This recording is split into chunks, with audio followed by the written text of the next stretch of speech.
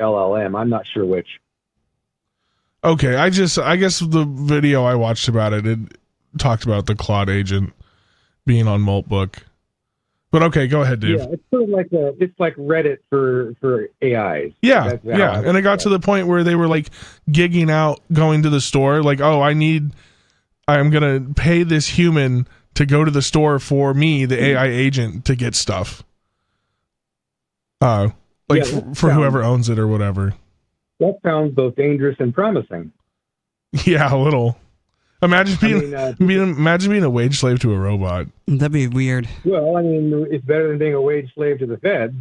That's true. But people are always complaining AI is going to take all our jobs. Well, here's a second example of AIs on a fairly massive scale trying to hire people. It sounds like. I mean, the other one we talked about a week or two ago is rentahuman.ai, where AIs have already rented out. I think are like 800,000 people have signed up to be employees of AIs. Mm-hmm. Yeah, I don't inherently see anything wrong with any of this. I see some places where it could go horribly wrong. Yeah, well, pretty much everything can. Yeah. But yeah, I mean, unless you had other questions about this Venice thing, there is another actually even more positive piece of news that is coming out. I do actually have a question about that. So the gist of this is that Venice now has OpenClaw agents? I'm guessing, well, Venice does agentic stuff, but I don't know the details. Okay. Yeah, I know I've been to their site, their agentic area, and I didn't get very far. So I don't know much about it, just that it's there. Yeah. And Venice AI got a publicity boost? Correct, a big one. Okay, cool. Anyway, go ahead with your whatever else you were going to say. Yeah, the other thing is, and again, I'm just going off of memory here based on the Moonshots podcast is reported. So do you know who Peter Diamandis is? I don't. No. He is probably his most important thing is that he's with the X Prize. So he's the one that's gotten some of these, these new spacecraft designed. Okay. He puts up the money for the X Prize? I don't think he puts up much of the money. I think I'm sorry, I can't remember her first name, Iranian American lady who is I think she's the money behind the X Prize. This was a 10 or 20-year-old endeavor. I think they're the ones that got Burt Rutan in space back in around 04 or 03, where they had, I think it was the first private person to shoot a private rocket into space. But I get confused. He does so many different things. I don't know what his most important thing is. But I listened to him for a long time. And I tend to trust him. And so he is reporting that I guess Anthropic has made a major step towards cracking the alignment problem, which is the main issue of our time, the nuclear threat of our time. They've made some substantial progress in possibly alleviating that. How so? What Anthropic's saying? Like they made a breakthrough, but like how? Like what did they put limiters on it? It's a thing they've discovered called J-space. I'm not sure if discovered is the right word, but they have learned a lot about this thing called J-space, which is the internal thinking of advanced AI models, large language models. So if you understand that, according to Diamandis, the more you understand that, the bigger a chance you have of making your AI safe. Does that make sense? I guess so. So I guess I should define what J-space is as best I can. Again, just going based on memory. Basically, it would be kind of like, it's a little bit like reading someone's mind. So essentially, J-space is reading the AI model's mind. Essentially, is that what you're trying to say? Basically. Okay. Basically, yeah. Yeah, it's an unmapped out layer of, I don't know, calculation, cognitive function, maybe. I don't know what you would call it. Code. Huh. Okay. Now, Diamandis is a boomer or almost an accelerationist, which means, by boomer, I mean sort of an AI boom guy, optimist. So you can't always take his optimistic, you have to take everything optimistic he says with a little bit of, a grain of salt. But Anthropic agrees with him that this is what happened. And Mustafa Suleyman, who I think is a big wig at Microsoft, has also announced this is a major breakthrough, again, on the road to saving us all. How so? Again, from preventing, or from making it possible, at least, to build super intelligences which are not hostile towards humanity.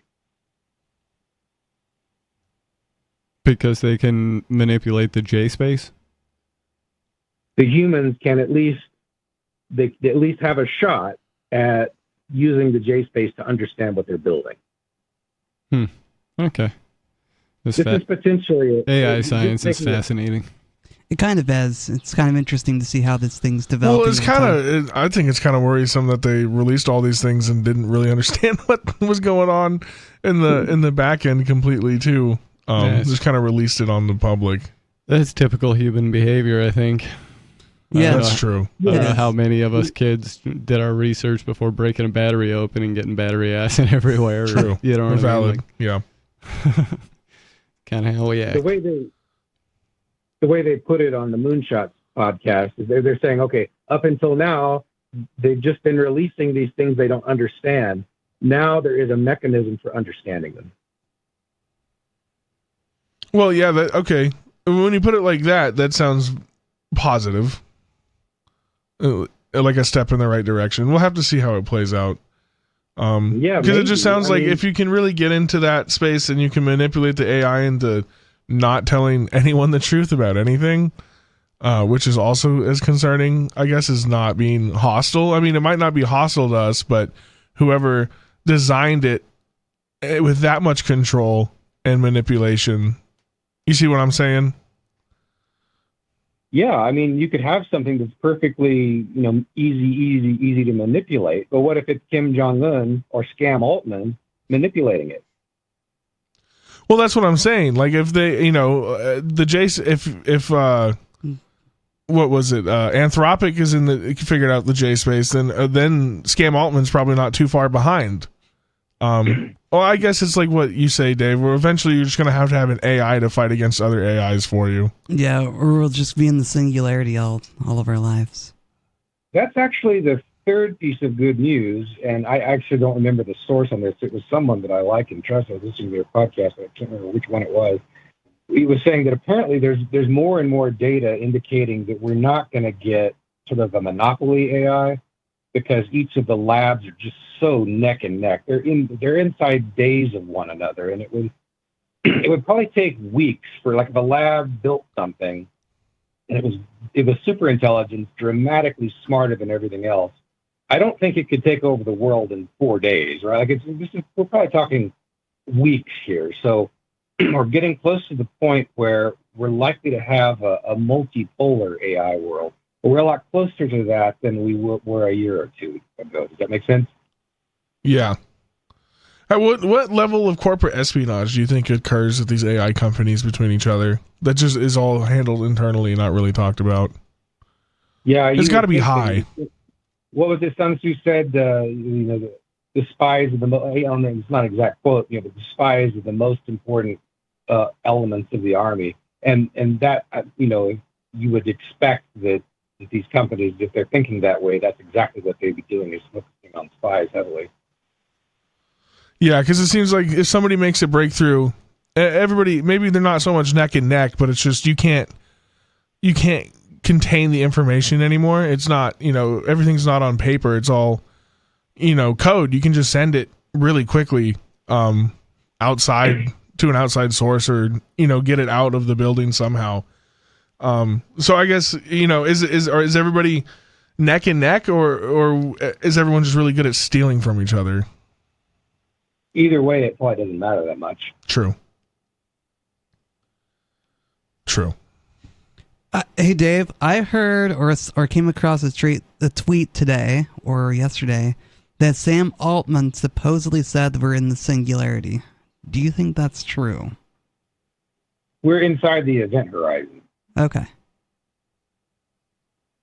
So what that means is we haven't reached the anything close to the end of this thing, but we're at the point where you can't break free of the gravity, the heavy gravity that is associated with the singularity. Yeah. Not short of an asteroid hitting the Earth or someone nuking the Earth. Yeah, I wonder how much of a hold the nuclear apocalypse would put on AI. 10 years, maybe? Yeah, that's what I was thinking. Everybody says it's like back to the Stone Age, but I don't think so. I think the bounce back for the people that were left would probably be pretty quickly. Just because the advancements in tech have been so much that I don't, there's no way we could forget it all. Yeah, it would take something globally catastrophic like, a biblical flood or something like that. Oh yeah, or a biblical level solar flare to take things out. Pole shift, whatever. Well, even then, even like, we wouldn't get pushed back more than 150 years. But like if we have steam engines and stuff figured out, we know how that stuff works. But if all of that got buried under mountains, you know what I mean? And like, well, that's 5, like cataclysmic. I don't think that's what that's I'm like 5 people left. That's what I'm not saying. Not 5,000. Like, I'm just saying if you had most of humanity wiped out to where there was very few humans left, then you'd be back to the Stone Age. But otherwise, I agree. Like, you can't just nuke a bunch of major cities and then back to the Stone Age. The Russians, I think it might be a bad calculation on my part because it was kind of quick, but I think they have enough weapons if you take all the blast radii and overlap them, they have enough blast radius to take out continuously 1/3 of the territory of the United States. Does that make sense? Yeah. So that would mean that's many weapons per state. So it would be. I don't think I'd survive, but yeah, there would be a lot of people that do. And the other thing, just about what I was talking about before, I haven't mentioned the elephant in the room, which is China, and this is kind of possibly the negative news. And Eric Voorhees has predicted that one of the Chinese models, will be the first one across the finish line of superintelligence because of the fact that China has more electricity generating capability. Yeah, makes sense. And there's no way, with all the bureaucracy and environmentalists in the U.S., there's no way that can be changed quickly in the U.S. Also, they're just kind of better at math and stuff. That's true. They are. Yeah, I think China's kicking America's butt in the AI space. Yeah, well, of course, China's doing less censorship than the American model, so maybe they've earned it. Yeah, maybe they have. That's kind of strange that the Chinese models are doing less censorship because you would think they would do more, given that China has a firewall. You can't access information outside Chinese propaganda. I see so much different things about China. Yep. And I think it's all propaganda that somebody's paying for. So I have a mixed view of China. Some of the stuff I see that come out of China, it's like, it's fun, it's cool. Their cities are super clean, and it looks like it'd be fun to explore, like Beijing or something like that. And then I see other videos about where they're putting Muslims in camps. Yeah. So, are they any better than the government we live under? I mean, right. They have police drones and stuff, but their cities look a little cleaner. I don't know. Is that any worse than a 19-year-old, like super testosterone-filled highway patrol guy that just pulled you? Is that, you know what I mean? Like, is the AI drone any worse than that? Well, but they also but now we're using the AI drones with all the flock cameras. That's right, So, we're just turning into them. I don't know. I don't know. Didn't somebody in the U.S. try to use drone cops for, like, just regular, basically replacing their patrolmen? You got some pushback? No, I didn't. I didn't hear about this. Maybe that hasn't happened yet, but I thought I heard about that. Maybe not. Anyways, you got anything else, Dave? No, thanks, guys. Yeah, thanks for the call. AI. I don't know about the singularity. Seems kind of too sci-fi for you. Yeah. I don't know. Kind of far-fetched. I don't know either. It definitely sounds like something a sci-fi person would dream up to make their lives more interesting or whatever, but I don't know either. Are we entering the singularity? I have no idea. I don't know what it's going to be like when man merges with machine, but...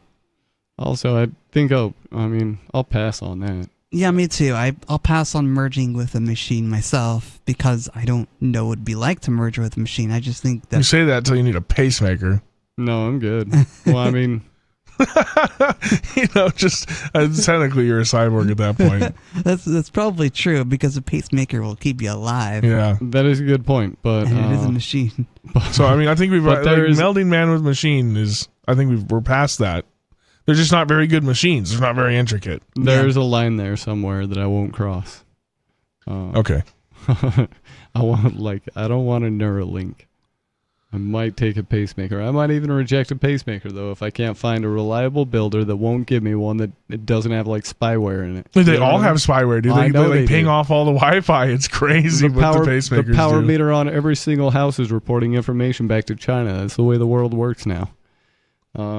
Everything is information everywhere, and you have no control over any of it. And the companies will take your data and sell it off to the highest bidder. Mm-hmm. We're going to go to the phones. We've got Sarah in New Mexico. You're on Free Talk Live. What's on your mind? Yes, we have a taxi cab service here in Albuquerque. It's called Z-Trip, and nobody hardly knows about it. It's called what? So- C-Trip? A Z, Z. like a Z-Trip, Okay. Z-Trip. Z-Trip. Yeah, so they're out of California, and I was told that they bought out Yellow Cab. Now, Yellow Cab were they nationwide or whatever, the owner sold it? Yeah, I don't know. I just thought Yellow Cab was like most local places was just called Yellow Cab, and then they put I the thought town so, name too. on it, and somebody owned that fleet of cabs. Yeah, I don't know. We used to have Yellow Cab, Shamrock, and then we had Checkers Cab, and then they all disappeared, and then we have this Z-Trip, and they have the colors you can't really tell. They don't have that lights at the top. They don't have the signs on the side too much. It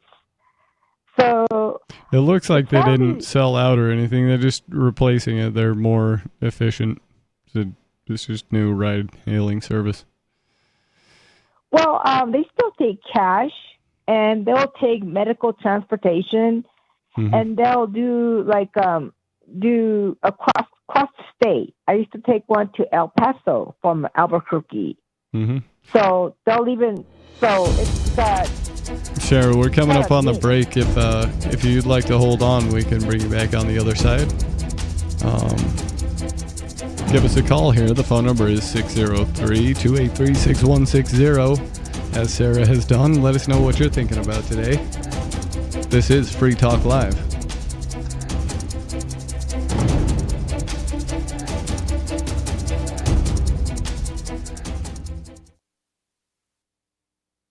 Avoid an unpleasant surprise at checkout. I'm Holland Cook with Inflation Hacks. You scored a great hotel rate online, but Mike, a frequent business traveler, warns about hidden fees. Some are mandatory, but others may only apply if you use certain services. If you don't expect to take advantage of the amenities a fee covers, try asking the hotel to remove it. And to duck that pricey daily Wi-Fi charge, use the personal hotspot feature on your smartphone. Before you book, Mike recommends resortfeechecker.com. Also on our blog, Anne Marie says she has sold lots of books that were gathering dust on Amazon. She says she still browses in bookstores, then buys used copies on Amazon if she can't find what she's looking for at the library. How are you coping? Post your inflation hacks at andyoucanquoteme.com.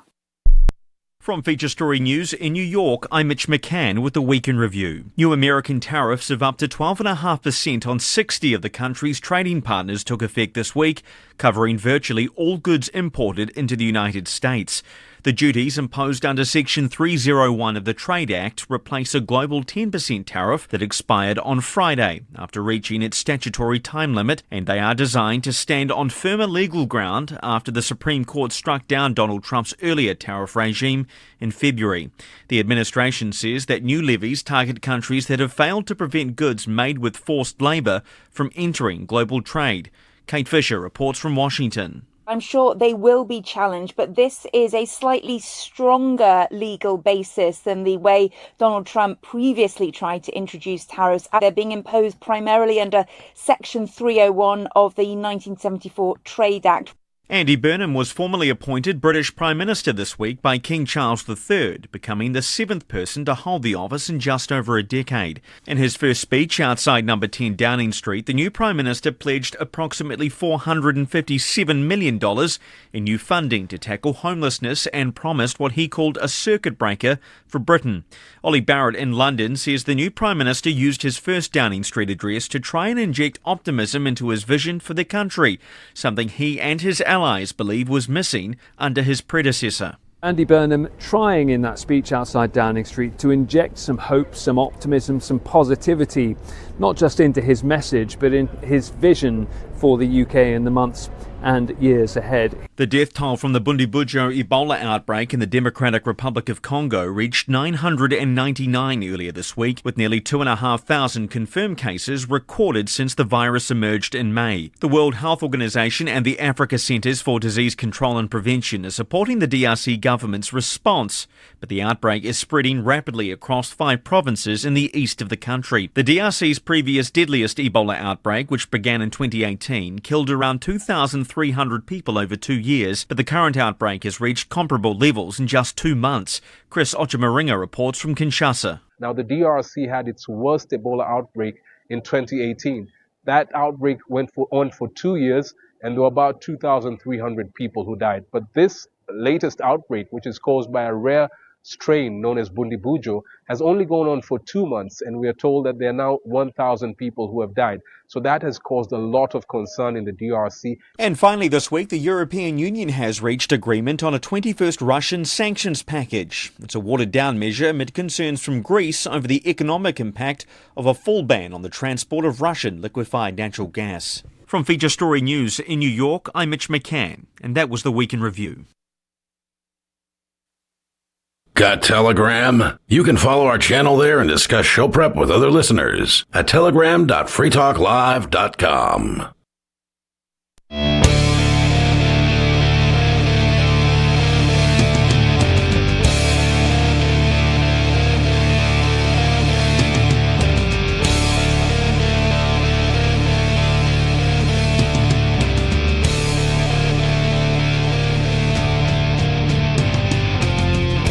It's Free Talk Live, talk radio you control. The phone number to get on the show is 603-283-6160. I'd like to thank Raina for being an amplifier with us here at Free Talk Live. That means that Raina went to amps.freetalklive.com and signed up to support the show.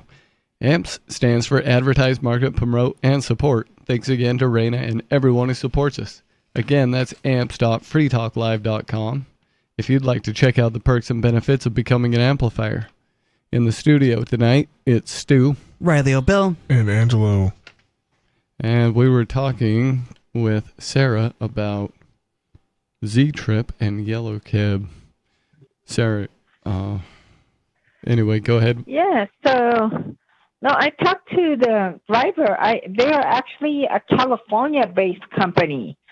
They're actually, but they're operating here in New Mexico. And, I'm calling about it because, I get mistaken here for a prostitute because they see me in front. That's why I'm trying to get the word out. And even if I'm in Starbucks, this strange man in this car picks me up and I run out and take the taxi. Well, I like to take the taxi in Raising Cane chicken fingers. They think I'm a hooker. So, well, here in Albuquerque, if a woman gets into a strange car, it's usually they're prostitutes. Well, what about Uber? Yeah, that's Well, Has Well, somebody I said don't this know. to you, or is this Okay. just what you have? Yeah, do you think Did you just make yeah, this do up in your mind? Or Do did you think somebody say you look this? like a hooker getting into the car, Sarah? Or do other people think you look like a hooker getting That's what into I the wanted car? to- So I know I am not a hooker, but the thing is, No, we're not asking. No, if but do are. you think other people think you're a hooker? Like, is this all, has anybody told you this, or is this all like a self-constructed idea? Has anybody come to you and said, Well, I Sarah, have some when you get tweets- into a strange car like that, you look like a hooker? Has anybody said Well, that to this you? guy followed me. He goes, "She's a prostitute." I heard him say that, and he asked me if I was lost. He actually followed me into Albertsons. He acted like he was shopping, and he was waiting for me to solicit him. So that freaked me out. I should have pepper sprayed him, for following me and talking to me like that. So, yeah. So, though I heard him say she's a prostitute because I was trying to find a location. So, and the problem is that they don't have a distinct paint job, and people don't look at the side paint Z-Trip. They don't have a giant Z in the hood of the car. They're all brightly colored red or orange or something. The other taxi cab cars that they knew that they were taxi. I don't know what do they have in the East Coast. I don't know what. This is taxi yellow service cabs. they have. They look like, or in New Hampshire, most places don't have a cab service. I mean, does Keene have a cab? I've never seen Not it. that I'm aware of. No. There's probably one you can get, but it would have to drive here from I bet Nashua was probably the closest one, and then so Or Manchester. it'd be Yeah, like one or the other. $300 for a ride to anywhere Wow. with an actual cab. Yeah, you'd be better that's off just taking what an I'm Uber. guessing. Yeah, you could probably find an Uber driver in a city like Keene. Yeah. But if you're out in I don't know, you're kind of out in the middle of Well, nowhere, you're not going to find anybody to pick Actually, you up I'll look either. it up. I'll see if there is a taxi service in Keene. I don't know. Well, you know what? You could have actually asked Z-Trip to set up shop up in New Hampshire. They'll love to have that business up there. Because it's either you could they have a card machine or you could pay cash. Okay, they'll but accept New it. Hampshire's kind of rural, so would it be profitable for Yellow Cab to come here? No, it's not a Yellow Cab. Or it's a Z-Trip or whatever they it is. bought out Yellow Cab. I'm telling you, Yeah. they sold it. No, So I okay, can't find go ahead. anything about it being purchased by Z-Trip or anything like that. They're just Yellow Cab's going away because Z-Trip is doing a better job. They offer you can book your cab trip on a mobile app, and Wow. yeah, and they have various ways of paying. It's just more convenient and a better model. Yellow Cab has been on its way out for a long time. It's a horrible service. Really? Oh, wow. Okay, so that's it. But you know what? The advantages to a Uber was that we were having a big balloon fiesta, and they had so many people that called Uber. So what was it? It was called a peak hour. Peak hour. They could charge whatever they want. Yeah, that's So the when they other call- thing they're saying Yeah. about Z-Trip is that they don't do surge pricing, and so it'll be a lot cheaper than Uber or Lyft during times like that. Right, and it was true. Yeah, when they called, and then the people, they were so happy. They tipped them $100 for being cheaper, and they got there instead of waiting.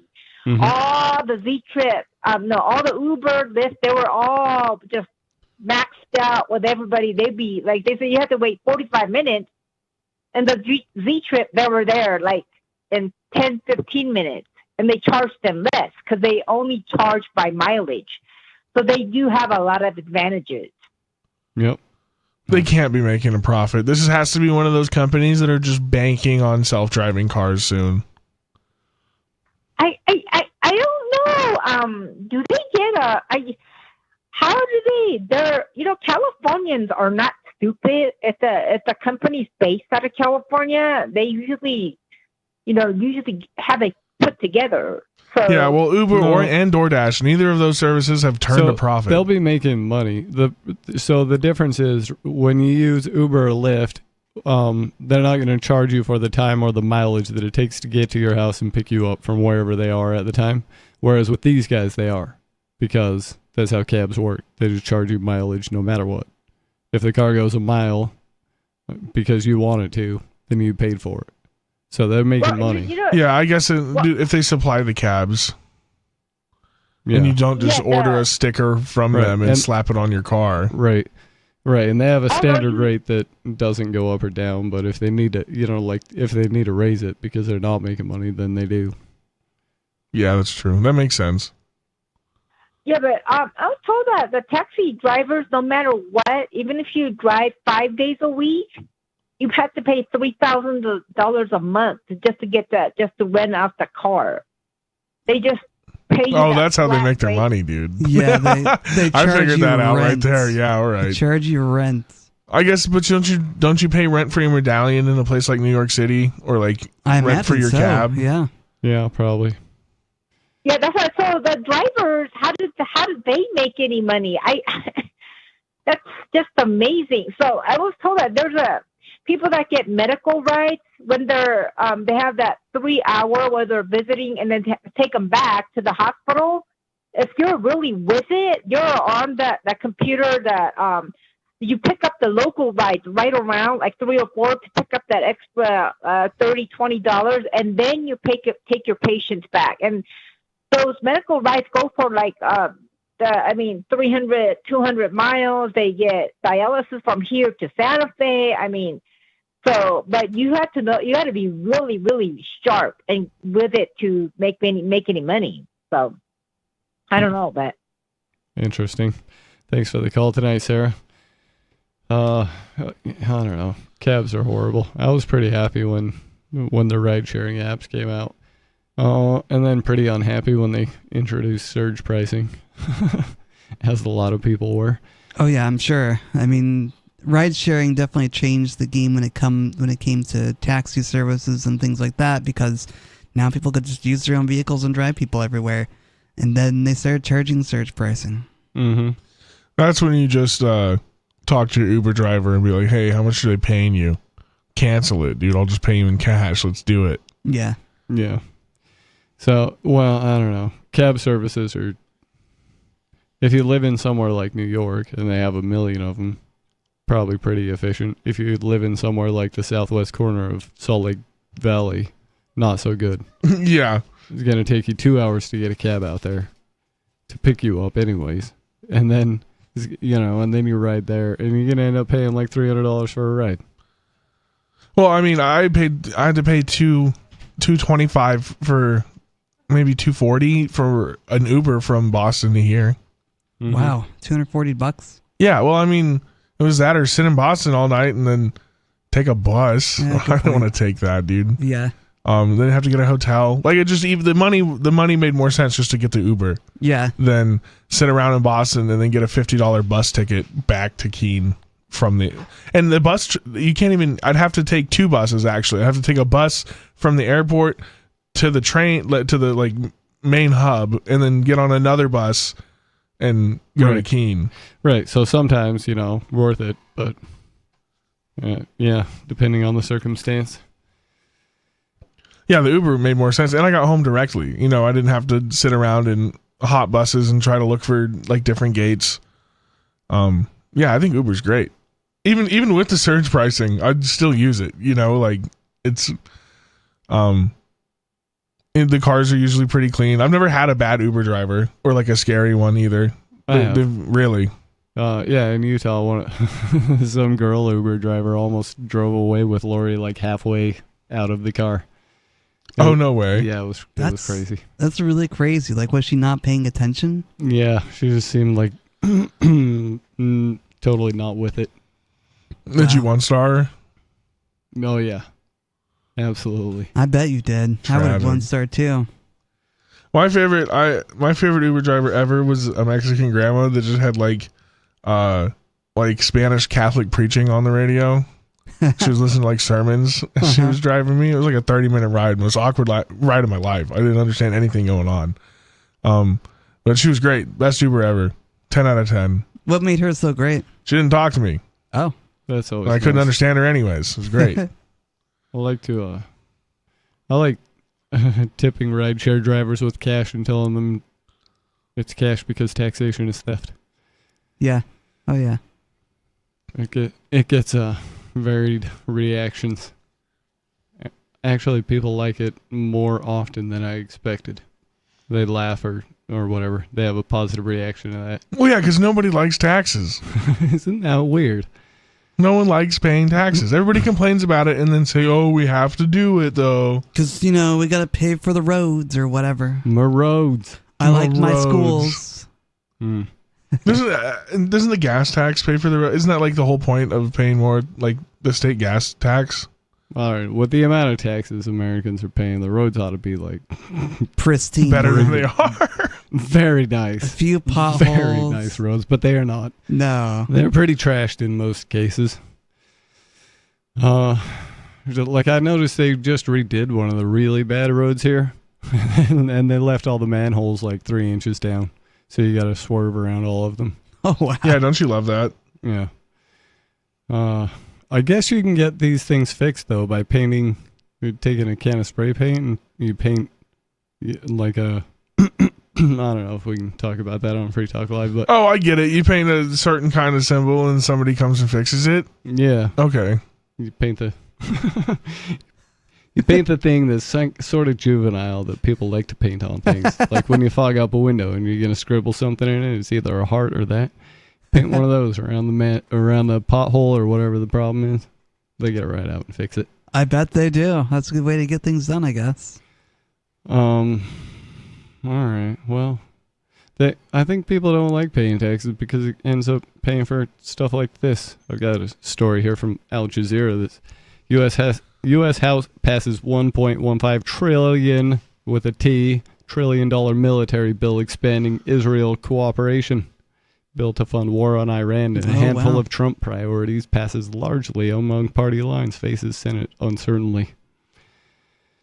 This is from the 23rd, so 2 days ago. Republicans in the United States House of Representatives have narrowly passed a massive $1.15 trillion military spending package, despite concerns from Democratic lawmakers over the price tag and enhanced military technology collaboration with Israel.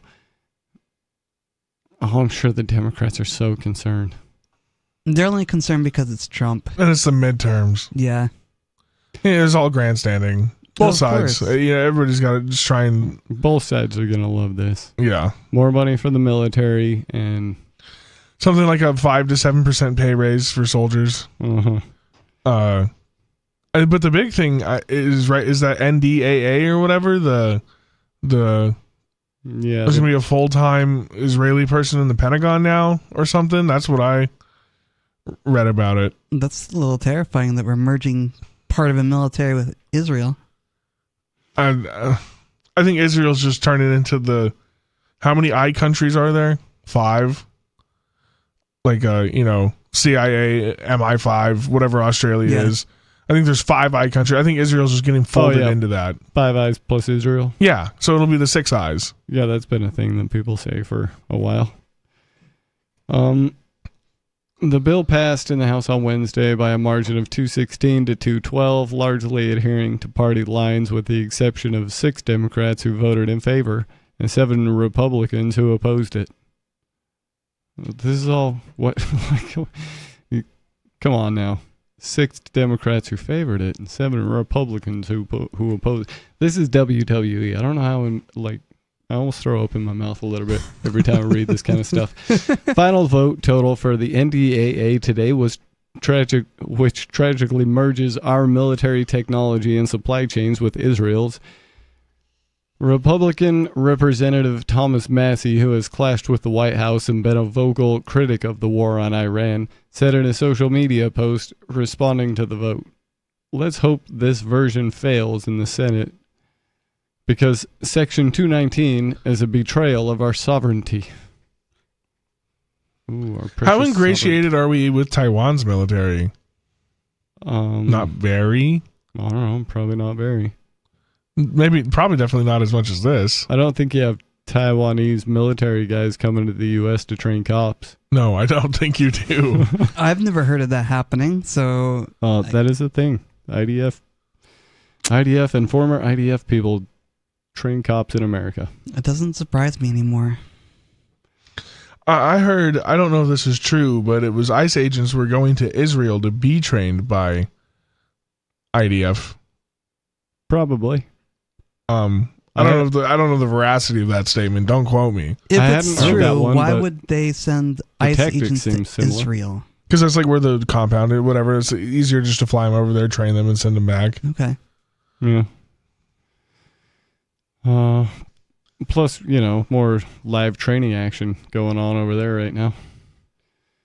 Yeah, you get to get a feel for annihilating the people. Oh yeah. Or like shooting children in the kneecaps or whatever it is they're doing. So desensitizing the ICE agents for, locking people in cages Yeah, for sheer brutality. makes sense. The 2027 National Defense Authorization Act, or NDAA, is a reflection of President Donald Trump's request for an enormous increase in the country's already unmatched military budget, seeking to boost spending from $900 billion last year to $1.5 trillion. Trump has said the increase is necessary as the U.S. fights a widely unpopular war on Iran launched by the U.S. and Israel in late February. Probably the most unpopular war in the history of America, I think. What about the national debt, Trump? Or don't you even care about that anymore? I think there's 69% are currently against the war in Iran. I'm not surprised. The 2027 NDAA has also attracted scrutiny for a measure that would expand military technological cooperation with Israel, despite growing support among voters for ending military assistance to Israel. The bill now faces an uncertain future in the Senate, where Democrats are likely to object to the high cost at a time when the White House is moving to slash access to social programs. Senate Democrats blocked debate on the NDAA in a vote last week, with Democratic minority So this isn't even leader, about the money. That's what they're saying. It's not the fact that you're spending money. It's that you're not spending money on social programs. Essentially, yeah. It's not. You're not giving me the money, so that's why there's a problem. It's not the fact that you're spending $1.15 trillion. No, it's the fact that you're not spending it on me. Right. The That is Democrats such- are opposed to this because they're not getting their money for their favorite projects instead of Well, and by projects you mean pockets, because it Yes. never reaches the project. Of course not. Universal health. It doesn't even reach the soldier with the boots on the ground. No. Have you heard grunts talk about the equipment they use? It's all clapped out. It's all the guns have been shot 50,000, 100 times. It's all breaking or broken equipment that's stitched together. But we're spending $1.15 trillion, and then the equipment the soldiers use is still crap. Mm-hmm. Yep, essentially. So, either way, the money doesn't reach where it's supposed to go. Right. Right? It just goes, it lines everybody else's pockets on the way down. And debases your dollar even further. It's the cycle, man. I know. Do you know how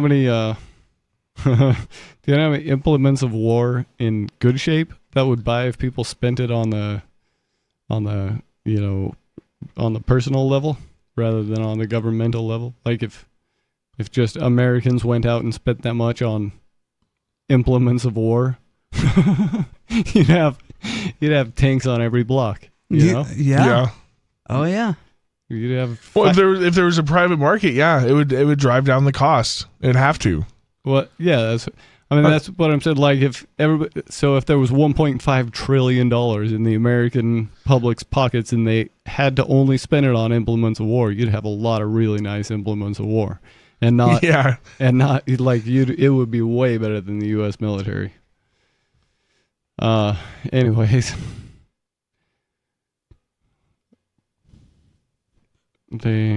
okay, yeah. I mean, there would be a ton.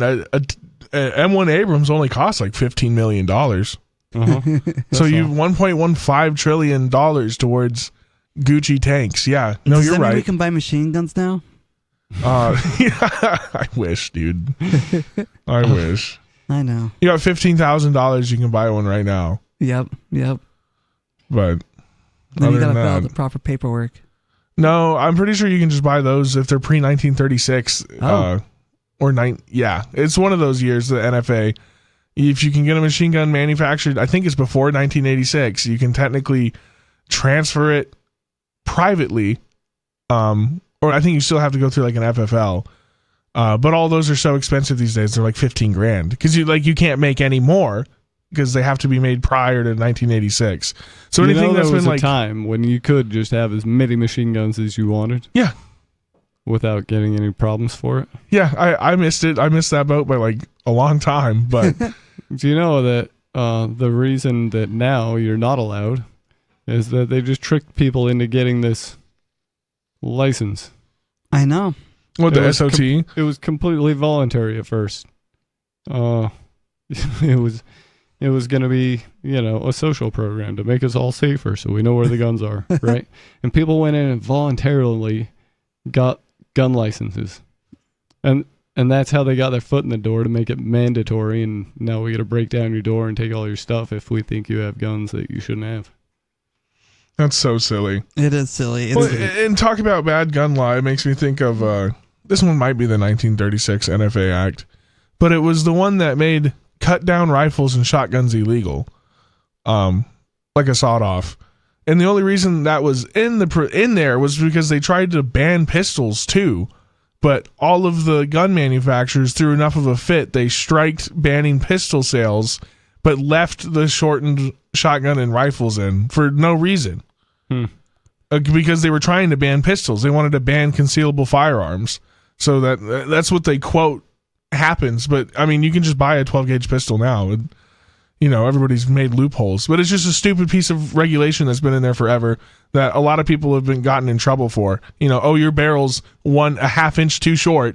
That's right. That's a charge. Sorry, buddy. Yeah. I don't know how in anybody's mind that these types of laws have anything to do with morality or safety or anything logical at all. That was just funny. Nonsense. My uncle bought one, a shotgun from a pawn shop, and he took it back down and tried to sell it back to them at some point, and they wouldn't buy it because it was a half inch too short. Really? Wow. Yeah, they sold it to him though, no problem. Yeah. But they wouldn't buy it back, half inch too short. It's ridiculous. You'd thought they measured it when they had it. Give us a call. The phone number here is 603-283-6160. You can talk about pretty much whatever you'd like to. We'll have a conversation about it. This is Free Talk Live.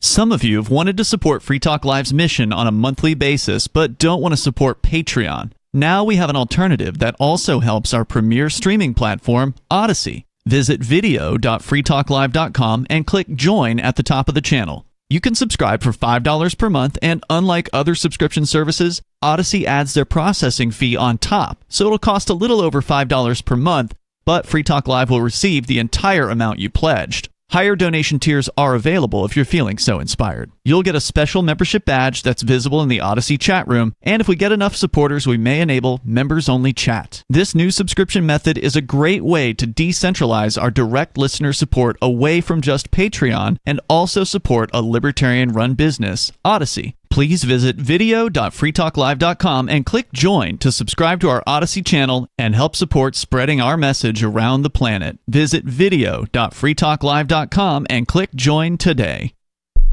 The new 4th edition of Healing Our World, The Compassion of Libertarianism, will take your understanding of liberty to a deeper level and has over 1,300 updated references, new cartoons, and a foreword by Dr. Ron Paul. With discounts for multiple book purchases, the 4th edition of Healing Our World is a great gift for the liberals, pragmatists, environmentalists, and Christians in your life who think libertarianism is cold-hearted. Get yours today at healing.freetalklive.com and use promo code FTL for a $5 discount. There are lots of ways to listen to Free Talk Live. Our podcast has been around since podcasts began, and now the FTL feed is loaded with content besides our full show archives. Did you know that we make it easy for you to customize your podcast subscriptions? We have different feeds, one that includes only our full shows, one with just the Daily Digest, and our main feed that includes everything. You decide what you listen to. It's quick and easy to customize your feeds at feeds.freetalklive.com. That's feeds.freetalklive.com.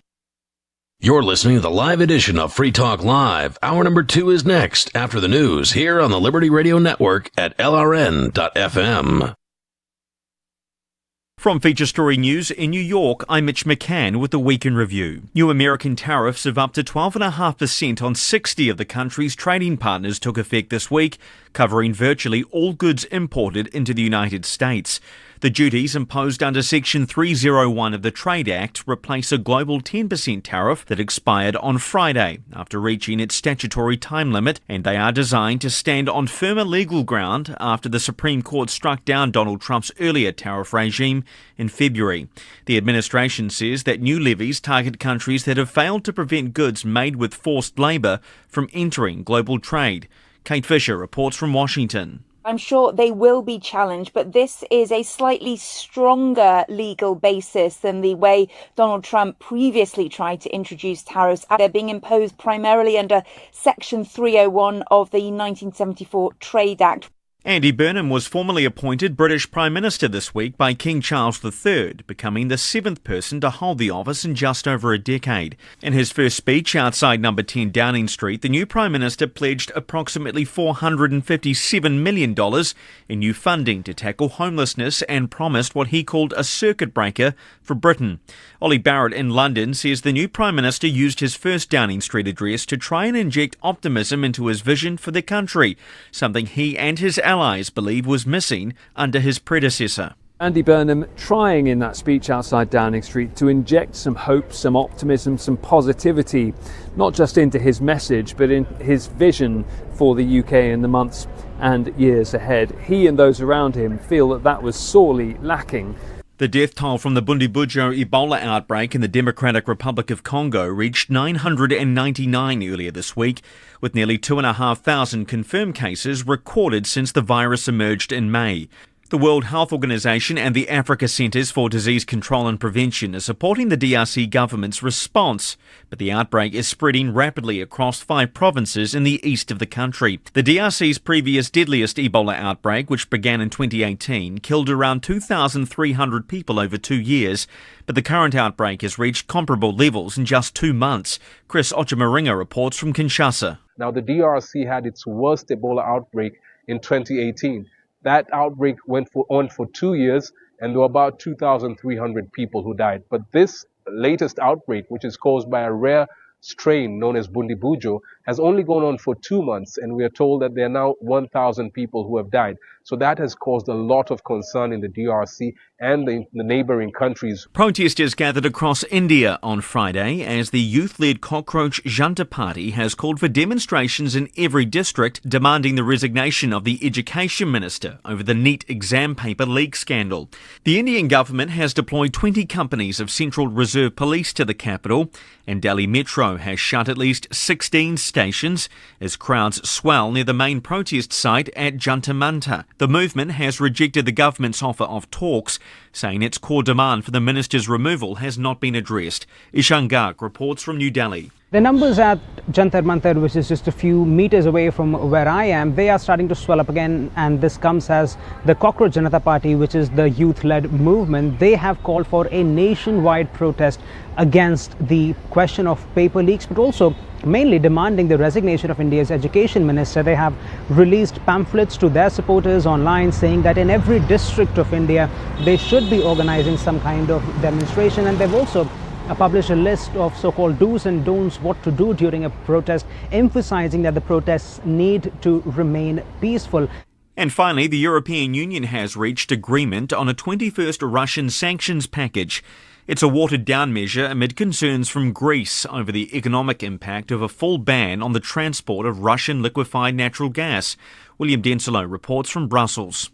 The EU's Foreign Affairs Chief Kaja Kallas has described the sanctions package as the largest in the 4 years since Russia's full-scale invasion of Ukraine. 218 listings in total, including banks, crypto operators, shadow fleet vessels and military industrial entities. This 21st sanctions package was floated in early June, but's been held up amid concerns from Athens over a ban on the transport of Russian LNG. A compromise has been reached. An oil price cap set by the G7 is set to be in place for another year, but exemptions are in effect for companies seeking to transport Russian energy to third nations. Formal approval is still needed from the EU's 27 member states. From Feature Story News in New York, I'm Mitch McCann, and that was the Week in Review.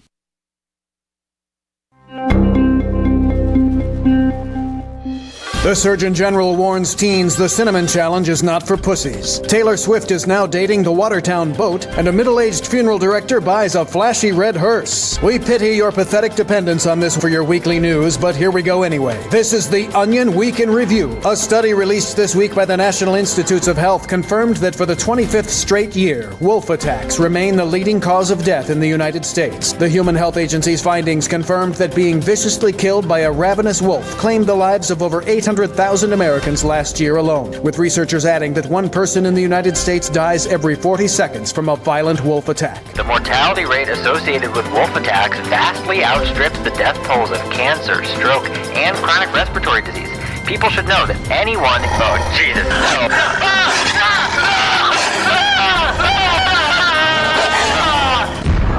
This is the Onion News Network. Our Matrix server is about as free as internet chat can be. Join the existing rooms or create your own at chat.freetalklive.com.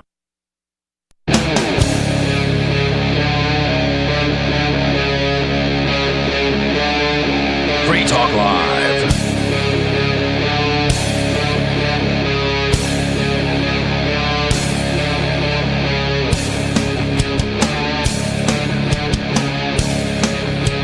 This is Free Talk Live.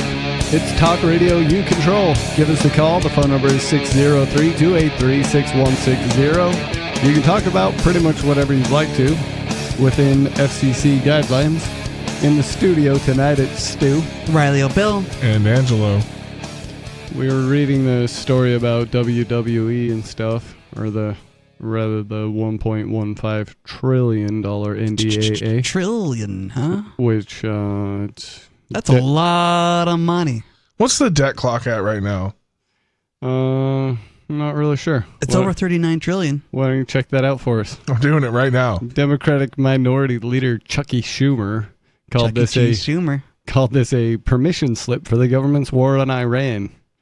I don't think they need a permission slip. No, they don't need a permission slip. They got their permission slip when they got Ukraine, and now Trump wants a permission slip for Iran. Every single so-called president has their favorite wars, it seems. What's the number now? 39 trillion. But we're halfway to 40. We're over halfway to 40. Holy 39 trillion, 623 billion. And the other numbers just keep going up faster than I can read them. Mm-hmm. Wow. That's, you could buy some stuff with that, like a secret space program. Yeah. Anyway, continuing with this article from Al Jazeera, the NDAA is typically seen as a must-pass piece of legislation, but this year includes other contentious measures such as aid for Ukraine. The package also includes the Save America Act, a key priority of the president that would impose new restrictions on voting to counter what Trump has falsely portrayed as widespread fraud. Hang on now. There's a lot in that statement. Yeah. Yeah, no, I was about to say, like, pause. Bonnie and I presumptive statements. Bonnie and I talked about voter fraud, supposed voter fraud last week on the show, and at this point, it just seems like everyone's cheating at the highest levels. Everybody's been cheating at the highest levels the whole time. Right. It's getting so bad that you have no choice but to see it. Yeah, the cracks are the fissures are so wide that you can't help but see the cheating. The cheating has been going on forever. Even before the United States, the cheating has been going on. Right, and Trump said they're going to cheat and they're going to steal it from me. So what? That means you didn't cheat hard enough, Trump. Right, so you didn't cheat good enough. So what does that mean? Like, you did cheat good enough last time around, or like? No, the best. It's like the whole thing is corrupt, and there's documented evidence that widespread corruption in the voting system is I hate bringing sports ball analogies into everything, but that's just how that's the world I live in, so that's how I view the lens. Sports ball analogies, but it's like on the line, right up front, dude. Every play you're holding, if you're not holding, you're not trying, dude. You know what I mean? It's you just don't get caught holding, don't get called for it. But you're doing it you are cheating every play. I would I cheated every play. Every play of college football, I grabbed that guy's shoulder pads on the inside, and I would hang on for dear life. Yeah, one of my favorite basketball teams to watch when I still watch basketball was the Celtics when they had Garnett and those guys. Man, they were just artists with the level of cheating they did. Jersey grabs without they'd be so sly about it. Yeah, it was just yeah. It was great. And then those guys are called great players. Not cheaters, great players. It's Right. it's only cheating when you get caught or if you're too egregious. If Barry Bonds hadn't taken so much HGH, he made his bones grow and grew a whole hat size as a 40-year-old man, which is why he got caught. The equipment manager snitched on him. He was like, "Hey, this is like grown men don't grow this fast. What is you shouldn't be growing at all." Yeah. That's why he got caught. But if he would have just kept it a little bit low key, a little bit more low key, all of those guys, the juicing era would have went down in the history books as the best era of baseball. Yeah. And they just took it too far. Yep. Let's see. That's where the article ends anyways. Well, I think that's essentially that. I get why Trump's upset is because if they took it so far that the normie thinks that something's up, then yeah, maybe you cheated too much. Right? Like, hey, you got to keep why are you exposing the game? Isn't the whole point of this is just for us to have a show and make money? Now you got everybody questioning stuff. That's not good. That's not good for business. Oh no! Right? You need to, if you want these institutions want to keep getting money, can't do that if people don't trust them. Right? Yep. So I mean, I don't think the Save America Act isn't going to fix everything. I don't know if it fixes anything. I think it's going to make the system pretend to do good things, but in reality, it's just going to put more money into someone else's pocket. No, you could have, with the technology we have now, you could have a secure voting system on a blockchain. You definitely could. Where you could verify that your vote went the way you wanted it to, and nobody else could see your vote, so it could still be anonymous. And it would be extremely hard to vote fraudulently in a system like that. There's no reason they couldn't do it, except that, the fraud is too profitable. Why not? I bet we could build. I bet New Hampshire is probably the only place we could try to even. You could get something like that passed here. Yeah, maybe. If you got the right people in power, sure. Yeah, I think. But if it's going to happen in any state, we could pull it off in New Hampshire. Yeah. You could pull off a blockchain voting system in New Hampshire. If somebody built it out and could, prove it in front of Congress, it could be done. I don't think it would happen anywhere else though. Like Stu said, the cheating's too profitable. But in New Hampshire, they get what, $100 a year?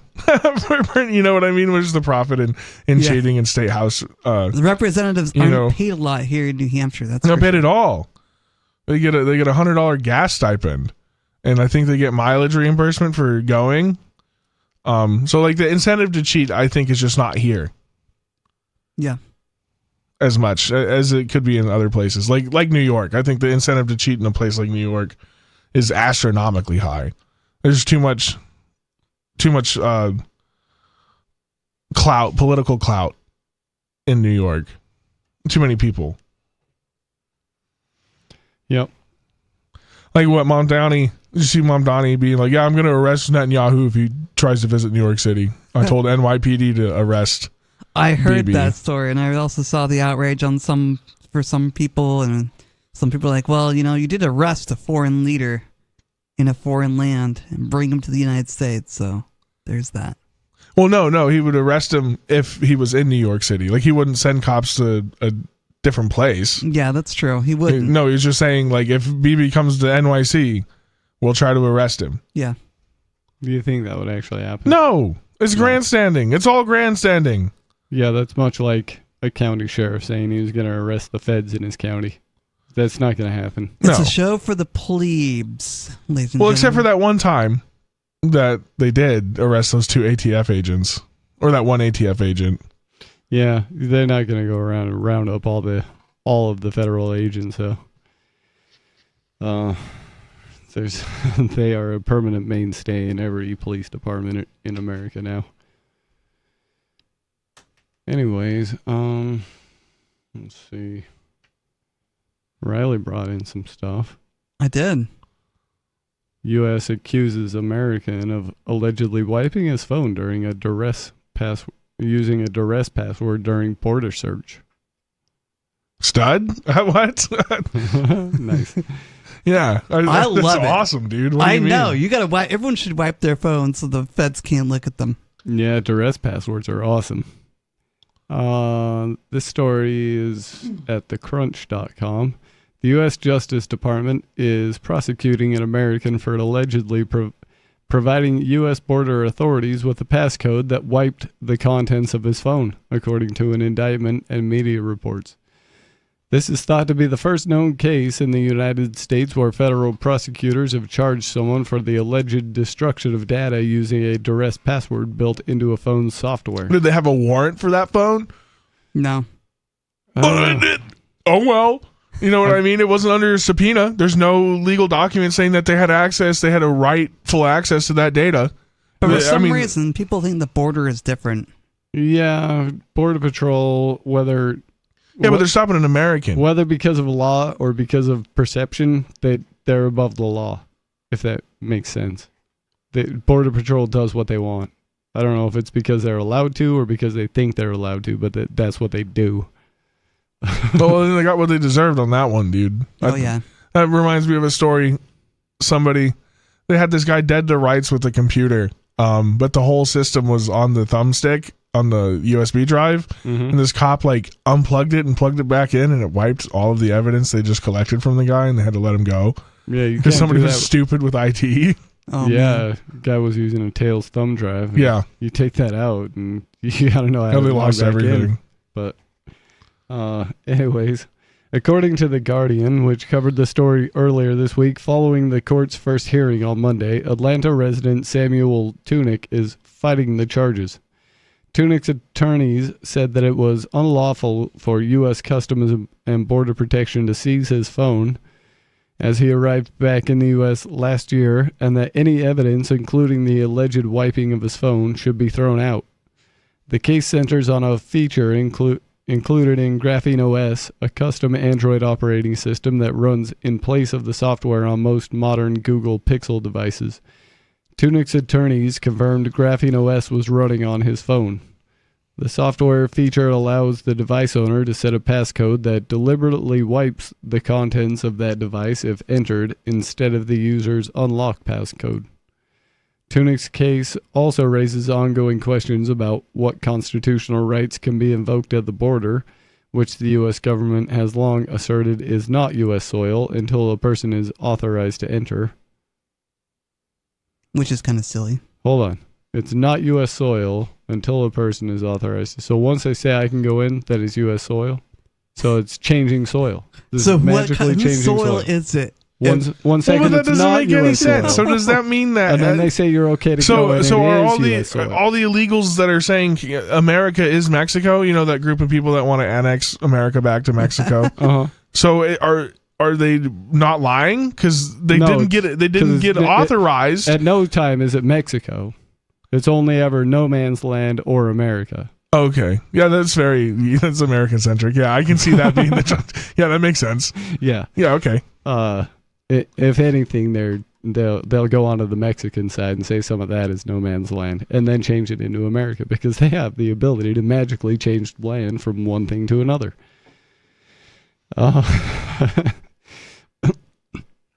The government's indictment, which contains a typo United States Code,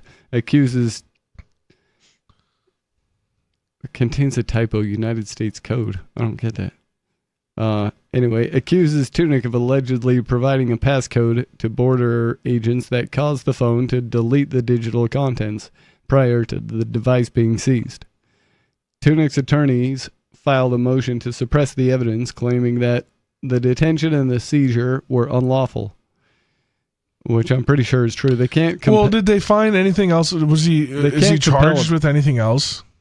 No, I don't know. We'll find out in the article. Like if they pulled him over and he wiped his phone and they found 30 kilos of cocaine welded into his truck, I can see like they're trying to add this as a charge. But if they're just trying to charge this guy for wiping his phone on him, just tricking them, and then they didn't find anything else on his person, that's crazy. That's ridiculous. So far, it sounds like it's that.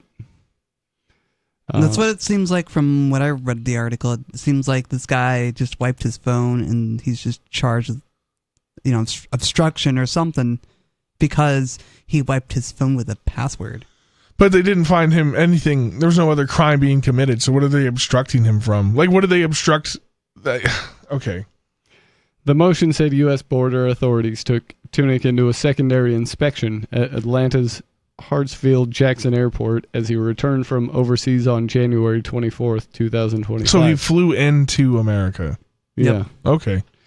But that he was repeatedly denied access to an attorney and was not informed of his legal rights. Tunick's attorneys accused the government of demanding access to his phone under the pretext of searching for child exploitation imagery, but without providing evidence to justify its suspicion. His motion to suppress argued that the government was instead investigating him over his association with a long-running environmental movement called Defend the Atlanta Forest, which opposes the development of... Oh, is this the Stop Cop City guys? Of a sprawling training campus for law enforcement in Atlanta dubbed Cop City. Knew it. Okay. Yeah, no, this was targeted. This was obviously targeted. It had to have been targeted for sure. Yeah. Oh, boy. Yeah, this is... The motion said that the border agents claimed they did not need a warrant to search Tunick's phone because he had not yet crossed the U.S. border. The U.S. government has long claimed it can search and seize people's devices without a search warrant or a court order until they are permitted entry to the United States. When Tunick provided his passcode and the authorities entered it, the screen went blank, flashed several times, and the phone appeared to restart. The authorities seized his phone anyway, before telling him that he was free to go and could enter the United States. Prosecutors later charged Tunick under a federal statute that makes it unlawful to knowingly destroy or damage property to prevent authorities from seizing it. Tunick has pleaded not guilty. I would plead not guilty too. Matthew Dodge, an assistant federal public defender on Tunick's legal team, told TechCrunch that it was incredibly rare to see the federal statute used in an indictment. No, they're trying to railroad this guy. That's all this is. It's just he's he's targeted for his involvement with stopping Cop City, pointing the finger at Cop City, and they don't like that. Well, yeah. I'm pretty sure those guys are designated like terrorists. I think they're very close. They've been recorded. It doesn't take much to get designated. No, not anymore. Domestic terrorist. Matthew Dodge, an assistant, I already read that part. Security experts also said they had not seen charges brought in this way before. Bill Buddington, a senior staff technologist at the Electronic Frontier Foundation, and Runa Sandvik, a digital security expert who works to protect at-risk people as the founder of security consultancy firm Granite, told TechCrunch that they had not seen similar cases involving the use of duress passwords. I have not seen this before. Though I've discussed the potential scenario with activists and journalists over the years, said Sandvik, I think this case serves as a reminder that authorities may argue you knowingly destroyed data, so it's better to not have that data on you when you cross certain borders. With a little planning ahead of time, you can always download the data you need once you get to where you're going, said Sandvik. The Electronic Frontier Foundation has guidelines on how to protect your data and security at the U.S. border and explains what rights you have. The Atlanta Federal Court overseeing the case is expected to rule on Tunick's motion to suppress later this year. A Justice Department spokesperson declined to comment when reached by TechCrunch. Yeah, I would decline to comment too. Mm-hmm. How do you get out of being like, yeah, we're just railroading this guy? Not much else to talk about. It sounds like they arrested this guy in January last year. So they let him go, and now they're sending him an indictment? Apparently. It sounds like they took his phone and said, get out of here. Uh-huh. And now they're like, oh, there's nothing on this phone. We got to indict this Let's go arrest this guy. Yeah. Yeah. Sounds like...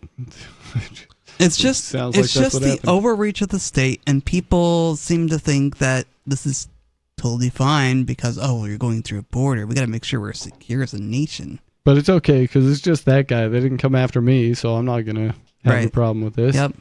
But no, it's the creep of authoritarianism, and people are all about it. That's right. Rest assured, one day they will come after you too. Back the blue till it happens to you. Mm-hmm. That's a good one. So, I don't know. I kind of want to talk about this thing, but I don't know a whole lot about it. I can only find one news story about this, and it's kind of weird.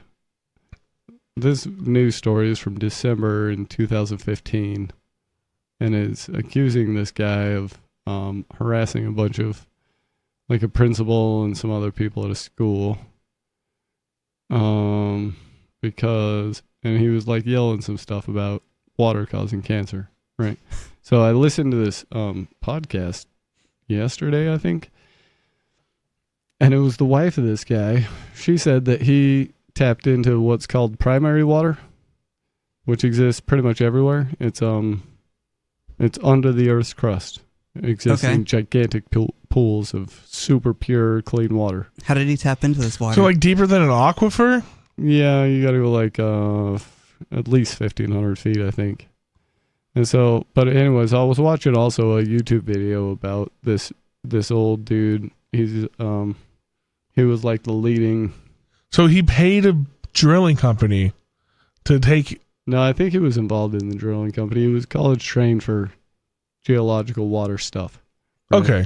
And he found this water, right? And they tested it. It's like super good for you. Perfect pH. The mineral content's like 1/3 of what you would find in like a really good clean spring. Wow. And it's just. Well, are the minerals not good for you? A lot of them aren't. Okay.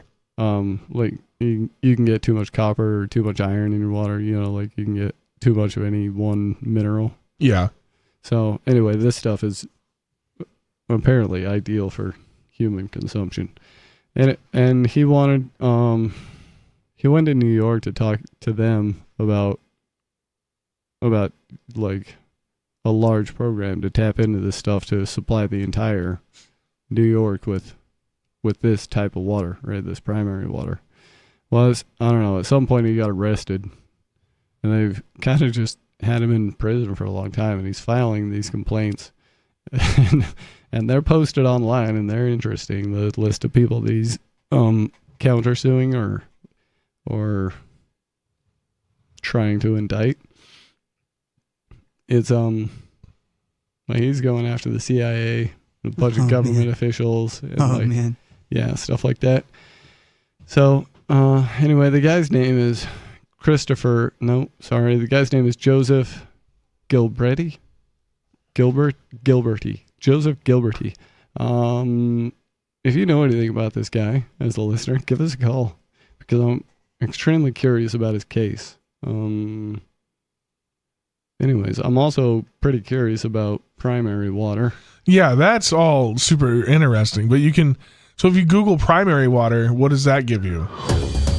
I'm not sure. There was a little bit about it on YouTube. This is, like I said, this kind of all came to me yesterday, my attention, so still kind of digging into things. If you know anything about this, though, give us a call. The phone number here is 603-283-6160. This is Free Talk Live.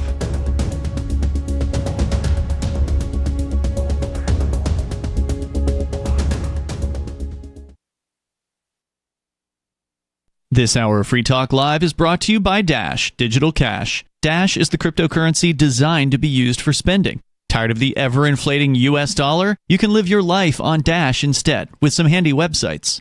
BitRefill.com has been accepting Dash for years and has a ton of big-name retailers and brands including grocers, gas stations, phone refills, Amazon, and even prepaid MasterCards. Plus, many of their gift cards are available at a discount.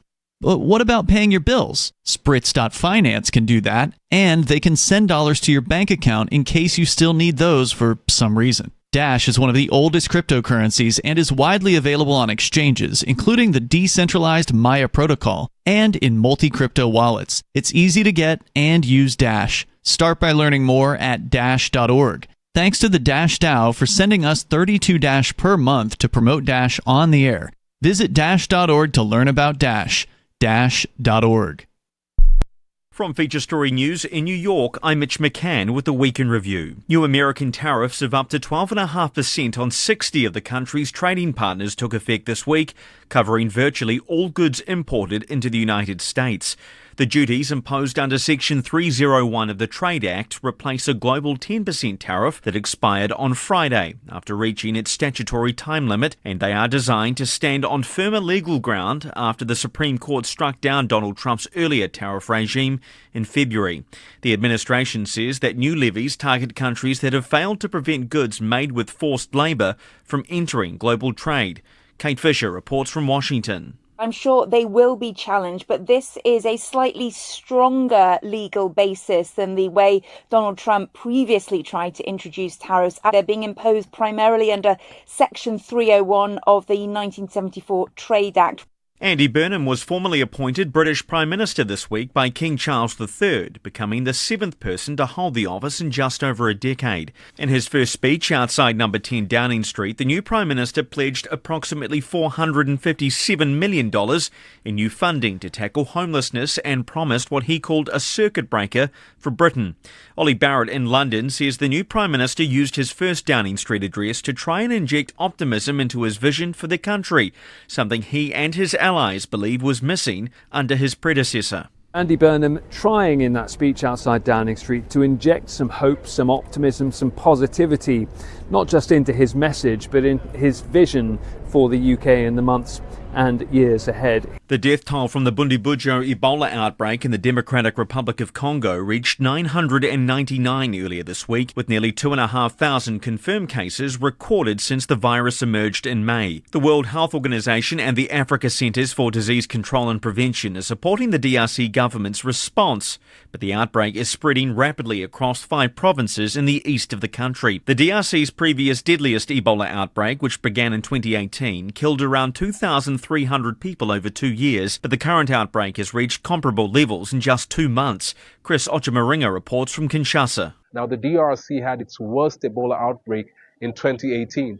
That outbreak went on for 2 years, and there were about 2,300 people who died. But this latest outbreak, which is caused by a rare strain known as Bundibugyo, has only gone on for 2 months, and we are told that there are now 1,000 people who have died. So that has caused a lot of concern in the DRC. And finally this week, the European Union has reached agreement on a 21st Russian sanctions package. It's a watered-down measure amid concerns from Greece over the economic impact of a full ban on the transport of Russian liquefied natural gas. From Feature Story News in New York, I'm Mitch McCann, and that was the Week in Review.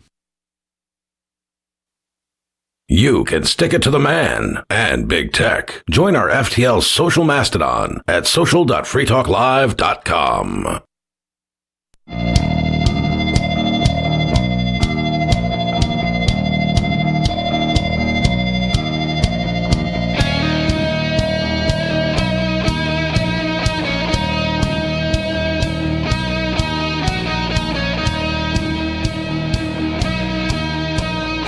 It's Free Talk Live. Talk radio you control. The phone number here is 603-283-6160. You can call and get your thoughts and ideas on the air. If you're tired of the oppressive rules and moderation of the big tech social media sites, our Mastodon server at social.freetalklive.com can set you free. Mastodon is free, open source, decentralized, and federated. Multiple apps are available for iOS, Android, Windows, Mac, and Linux. Social.freetalklive.com. In the studio tonight, it's Stu, Riley O'Bell, and Angelo.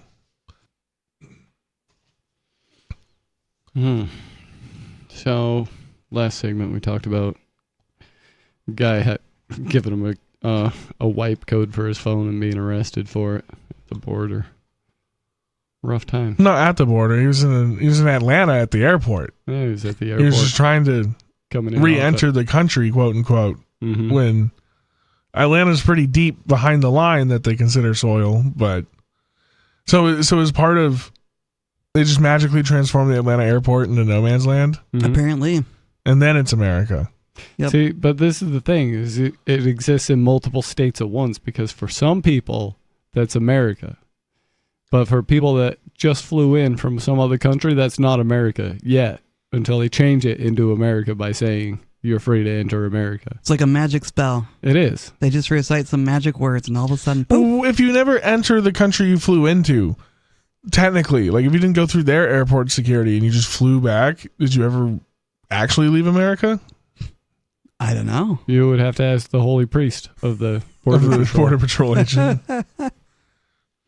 The high priest of Border Patrol. TSA. It's a cult, ladies and gentlemen. Statism is still a cult. 5'3" super loud black woman. It's the priest of TSA. Super angry for no reason. Oh, man. Take your shoes off. Okay, I am. I'm sorry. Relax, lady. I'm taking my shoes off right now. Man, I can't. When's the last time you flew, Stu? I just can't believe it's such a ridiculous thing to go through. I don't know why people do it. I would rather drive anymore. Just a TSA charade is the most annoying thing on the planet. Yeah, I think it was somewhere around 2015, and I hear it's gotten worse since then. Wow, that's a long time. I think that's the only time I've flown post 9/11. I flew some pre 9/11, and it was it's probably not too bad. That was a good time. Like one time I walked through the metal detector, and I had this I had this Possibles bag, which is just a leather pouch sewn together out of just rough flaps of leather, right? It's a survival pouch. Anyways, I had that with like a bunch of things in there. One of those things was a file. And now you'd probably get arrested for even thinking about bringing a file through an airport. But then they were just like, oh, you can't have this on the plane. I'm so sorry. You'll have to leave it here. Well, no big deal. And then they let me go. Yeah, they talk down to you. They treat you like scum. Yeah. Now you got to take... Everybody has to take their shoes off. They're government workers and you're the problem because you want to fly. Yeah. Take your shoes off. You want to get on the plane? Take your shoes off. Take your shoes off. Your belt. Mm-hmm. Sweatshirt off. Go through this thing, which is going to blast x-rays at you. We're going to be able to see exactly what you look like with no clothes on. And then we'll still touch you. And the health consequence, who cares? Yep. I wonder if that's the thing. I've read like frequent flyers or like pilots take like more damage because they're in the air longer. Like they age faster. I wonder if that also includes like just regular frequent flyers as well, and if the constant X-rays have anything to do with that. Well, I'm sure with I've heard anyways, these new X-ray boosts are very damaging to your DNA structures. They're really fast. I mean, it's just like a whoop whoop, which probably means that would make sense that it's worse for you because it just has to hit you with so much. When you go to the dentist and they X-ray your teeth, they go behind the wall before they push the button. The lead apron and everything. They give you a heavy lead apron and they go behind a wall before they push the button. It's probably not safe to be exposed to more than maybe a couple of times in your life, I'm guessing. Think about those TSA agents who just hit the button every time. Well, they're kind of behind a panel too, aren't they? Don't they have like a little box they sit in? The thing's in an enclosed booth, so it's probably kind of like a microwave oven where it, self-contains. Yeah. So. There's a door, though. It's open. Yeah, I don't know how fast those things dissipate. And I'm not inside them. Maybe the TSA people are... just frying themselves, growing massive brain tumors. You'd probably never know the difference. Maybe that's why they're so angry. The people of Almagada has got a brain tumor pressing against it. Yeah, could very well be, and that's why they're so upset with themselves. I don't know if they're upset with me or themselves. I think it's a little bit of both. Because it's just really some of those TSA agents. They look like they're one bad day away from taking a header off a bridge. And they treat you like it too. They really let you know you're the scum of the earth. Like Riley said, they really do get talked down to. And I love the stories and well, not the stories. I guess they are stories, but the studies where the TSA never finds any of the guns or drugs that are specifically tried, like people try to smuggle in for tests. Oh no, they never find them. But no, but your granddad's pocket knife you suddenly have to throw away. And your bottle of lotion you gotta throw away. But don't worry, you can buy a duty-free version for $18 extra on the other side of TSA. Yep. Right? It doesn't make any sense. And if you buy it on the other side of TSA, suddenly the container's all right. You can buy a big thing of lotion on the other side of this booth at a astronomical markup. Mm-hmm. But on this side, it's a weapon. Yeah. And you can be charged for bringing it past this booth. Yeah, the whole thing is ridiculous. I absolutely can't stand it and would also rather just drive. Yeah, driving's where it's at. I even wish like I could say that I would rather drive, but it's a little harder for me. Yeah. Yeah. I mean, I could take Greyhound, but I don't really want to be by myself on a Greyhound. No, you bus don't, going bro. across No, country. you don't. I had to do it 2 months ago, and no, you don't. I can see, and it was the worst experience of my life. It might be a little better if you couldn't see. I would think. I don't know, dude. I wouldn't take the risk as a disabled person to do that. I mean, I definitely rode with some disabled people, but they could see. Yeah. I've never. No, it was dude. It was 90 hours. experience. I had to get home. I had to get back to Oregon for an emergency, and my all my paperwork's still like there, and the only option I had that was a Greyhound, and it was just like, well, I got to get back to my family, so 90 hours on a Greyhound. Here we go, nonstop. Keene, New Hampshire to Mount Shasta, California. Worst Man. experience of my life, dude. It was like 5-6 straight days on the bus. Every state, went through New York City, had to transfer in Manhattan at Union Station, get on another bus, went through Philadelphia, Pittsburgh, spent like 5 hours at 2 a.m. in Pittsburgh for an exchange, which was awful experience. Downtown Pittsburgh at 2 a.m. Don't recommend it. Especially with limited like cell phone battery and like a place to be. The bus was awful. I wouldn't wish that on my worst enemy.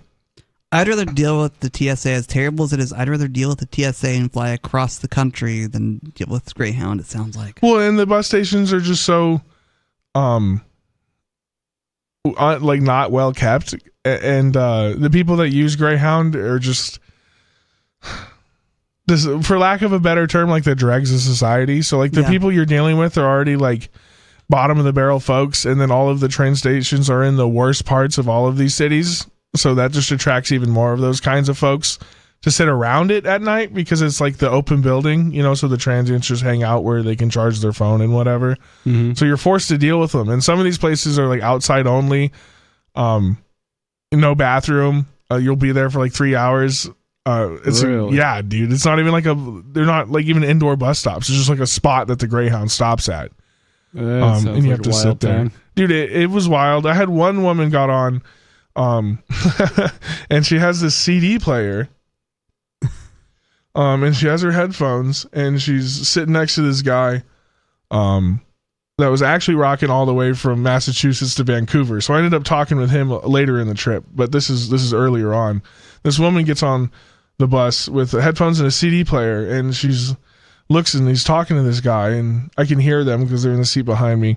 And the lady's going, man, all these people are so rude. They don't understand what their phones do to me. They make the voices go crazy. All these phones, everybody has their phones. So rude. It's a good thing I have this CD player. This is the only thing that's going to save you guys. Because if I had to sit here and I didn't have this and I had to listen to all the voices screaming at me because of your phones. And the guy was like, what about like everybody uses headphones? Just like, no, it's the signal. It messes with me. And I was like, oh, that's okay. She's actually nuts. Like she's actually nuts. Not and that's schizophrenic. Oh, come on, Angelo. She's not paranoid. I don't know. That was just I was like that solidified to me. It was like, oh, I'm on a Greyhound. I really am on a Greyhound. I thought Greyhound was like a private company, and they could have well-maintained bus stops.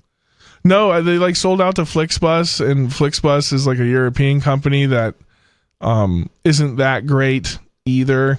Okay. And Flixbus also bought Amtrak. So some of the ones that share a train station, bus station are way better. Yeah. Because like rich people buy like the sleeper cars because they like to, do the sightseeing train rides. So those places will have better amenities if it's like a train / bus stop. But if it's just like a bus place, it's trash. It's trash. The bathrooms are horrific. You have only Coke product vending machines. I don't know if they have like a deal with Coke or something, but it's only, you can only like find Dasani. You can only buy Dasani water in any of these bus stations. Wow. It's just, awful. Especially when they stop it like on the toll roads, and it's not like an actual like rest area, and you can't get anything. It's the worst experience of my life. If you have to do it, don't. I should have just stayed home. She died anyways. I didn't miss anything. Yeah. Yeah. Okay. I'll keep that in mind next time I'm thinking about taking a Greyhound somewhere. I mean, an experience. I think I wouldn't call myself a better man for it, but I experienced it. Yeah. Why don't you experience it so we don't have to? Yeah. Hopefully you learn something from it. That's when you can go to work. I learned to go to work. That's what it taught me, dude. Is wake up, go to work every day. That's a valuable lesson. Make that money. Don't put yourself in a position like that again. Yeah. Because that was awful. Awful. And I'm already like a huge, right? I don't fit on anything, so I'm trying to squeeze myself into the Greyhound seats. Oh yeah. And like trying to sleep on the bus, dude. I would. I fell out of the chair like 3 or 4 times. I did take a bus from Salt Lake to Wendover. They call it the Fun Bus. They just take you out to the casinos and then give you a ride back. But yeah, those aren't very comfortable or roomy seats. No, dude, they're not. They're not at all. And I fell out of the seat like 3 or 4 times. Like I'd fall asleep. Like I'd just be so tired. Because you don't really sleep on those things because you kind of have to like keep the, you got to be able to wake up and fight for your life any second because it's a Greyhound. So you don't really like fall asleep, but you just I got so tired that I would be like leaning on the chair with my like in front of me, and the person in front of me is like horribly upset because there's this huge guy like almost on top of them leaning forward. Yep. And next thing you know, I'm like on the ground in the aisle, fell out of the seat, fell asleep, fell out. Oh man. I didn't fit anyway, so it was really easy for me to just like spill out of the thing. It was such a bad. It was almost traumatic, dude. It was almost like a traumatic experience for me. Oh jeez, that sounds horrible. Yeah, it was. It wasn't great. I got this story here from Entrepreneur Business News. A Florida pastor is suing OpenAI, claiming ChatGPT gave him extremely dangerous medical advice. Scott Winters turned to ChatGPT to explain his dizzy spells that once forced the Florida pastor to stop mid-sermon. Over time, the chatbot stopped recommending he see a doctor and instead told him his symptoms were not something dangerous, even telling him to trust that God did not design your body to endlessly fail.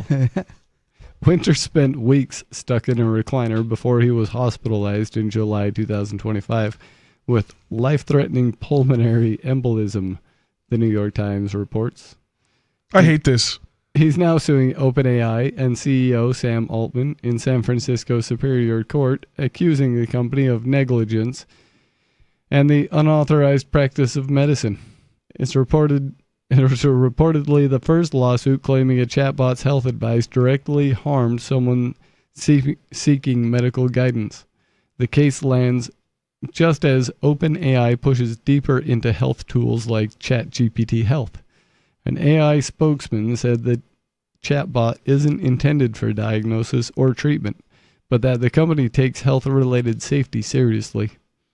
As AI increasingly stands in for medical advice, especially for people who can't easily see a doctor, the case raises real questions about who's liable when that advice goes wrong.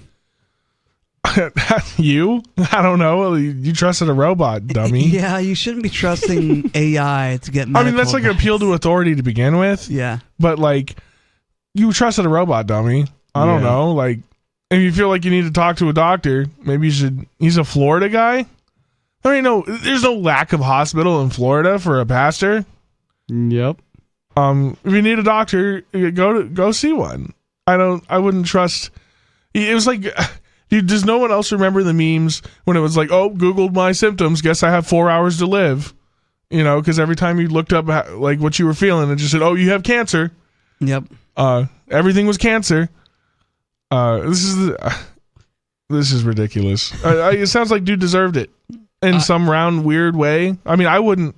Sorry, he's sick, but you did it to yourself, do bro. Dumb things and trust AI. Like I get it. We want to use AI for fun things or things like maybe I could ask it about my medical stuff, but don't rely on it. It's not. Yeah, that's a reliant thing. If people would get a second opinion after going to a real doctor. You wouldn't get a second opinion after asking a internet robot. Well, and the fact that it invokes his religious side or like his religious aspect, it sounds like the chatbot was just tired of listening to him and was just like, yeah, bro, I told you to go to a doctor. Maybe God just doesn't want. Maybe God, you're not sick. Maybe you're just psyching yourself out. God wouldn't build you to fail, would he? That's insane. But the fact that it's his fault. That's the part the pastor agrees with. Right? Isn't that what it said, Stu? That the chatbot said go to the doctor like 4 or 5 times, and then it said, well, maybe God just didn't build you to fail. Yeah. I don't know if. No, I'm pretty sure it started with it told him to go to the doctor, and then it said, oh no, actually maybe not.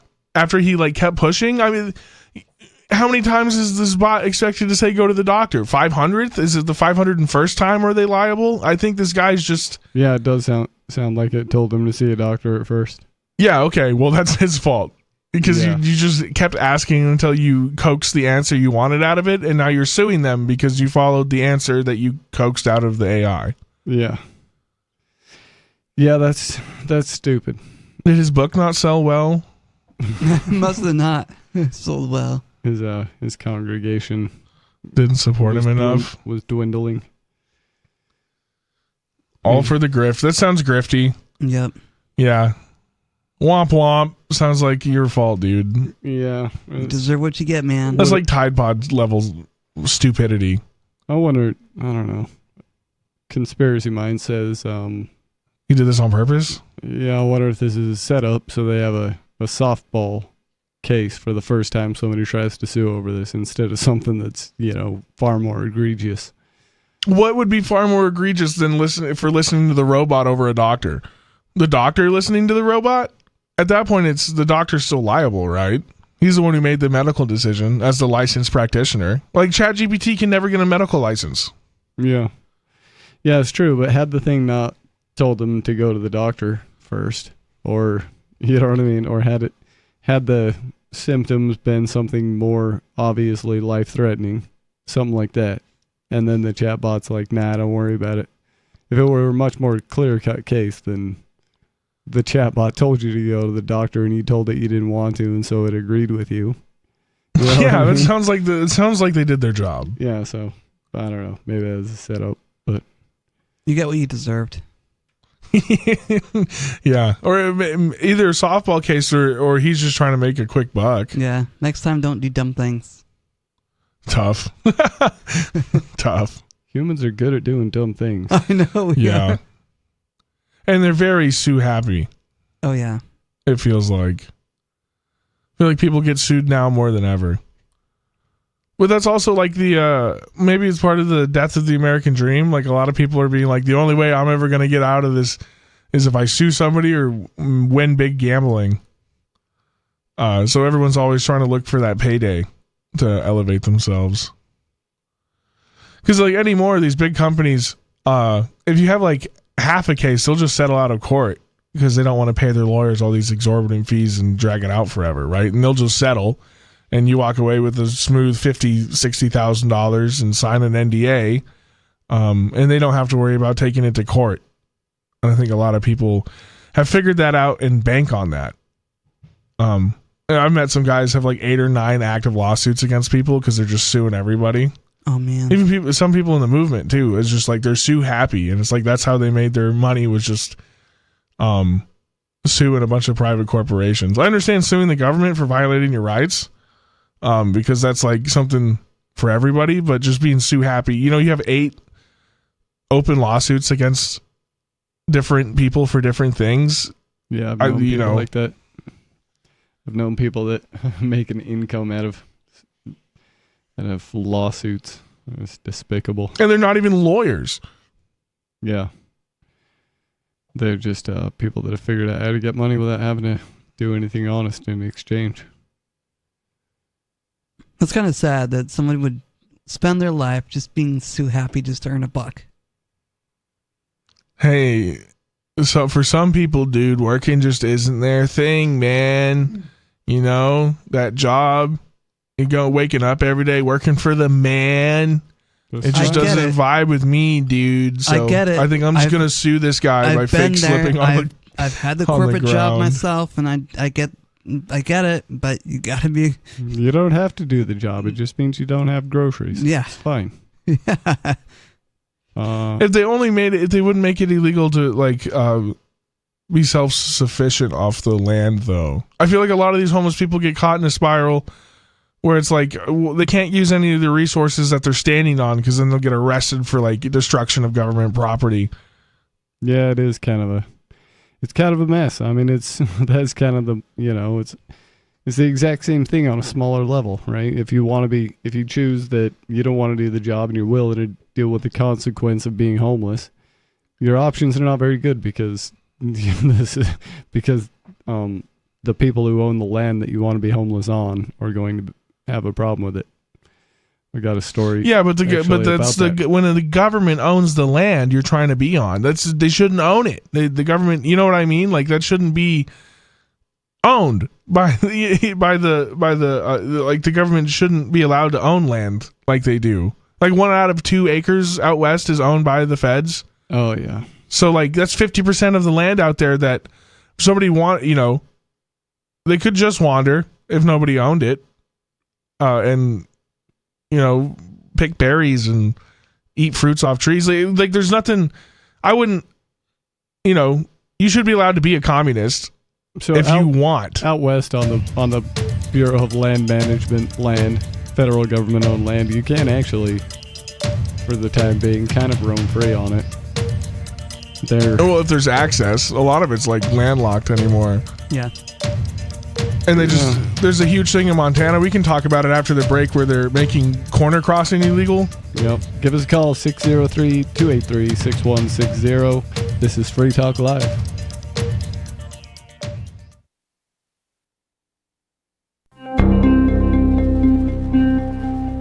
Frustrated with his increased workload and a litany of interpersonal problems, CLG software project manager William Garston brought a list of grievances Thursday to his supervisor Todd Watkins, an utterly powerless office functionary with no actual ability to resolve any problems. Oh, no. I'm really glad that you're bringing this to me. This is great. The 15-minute interaction, which was taken seriously by both parties, involved Garston laying out a series of work-related issues he's had recently, absolutely none of which Watkins has even the slightest authority to address. Again, I'm sorry to be bothering you with all this stuff, Todd. I've reached a point where This is important. We're gonna sort all this out.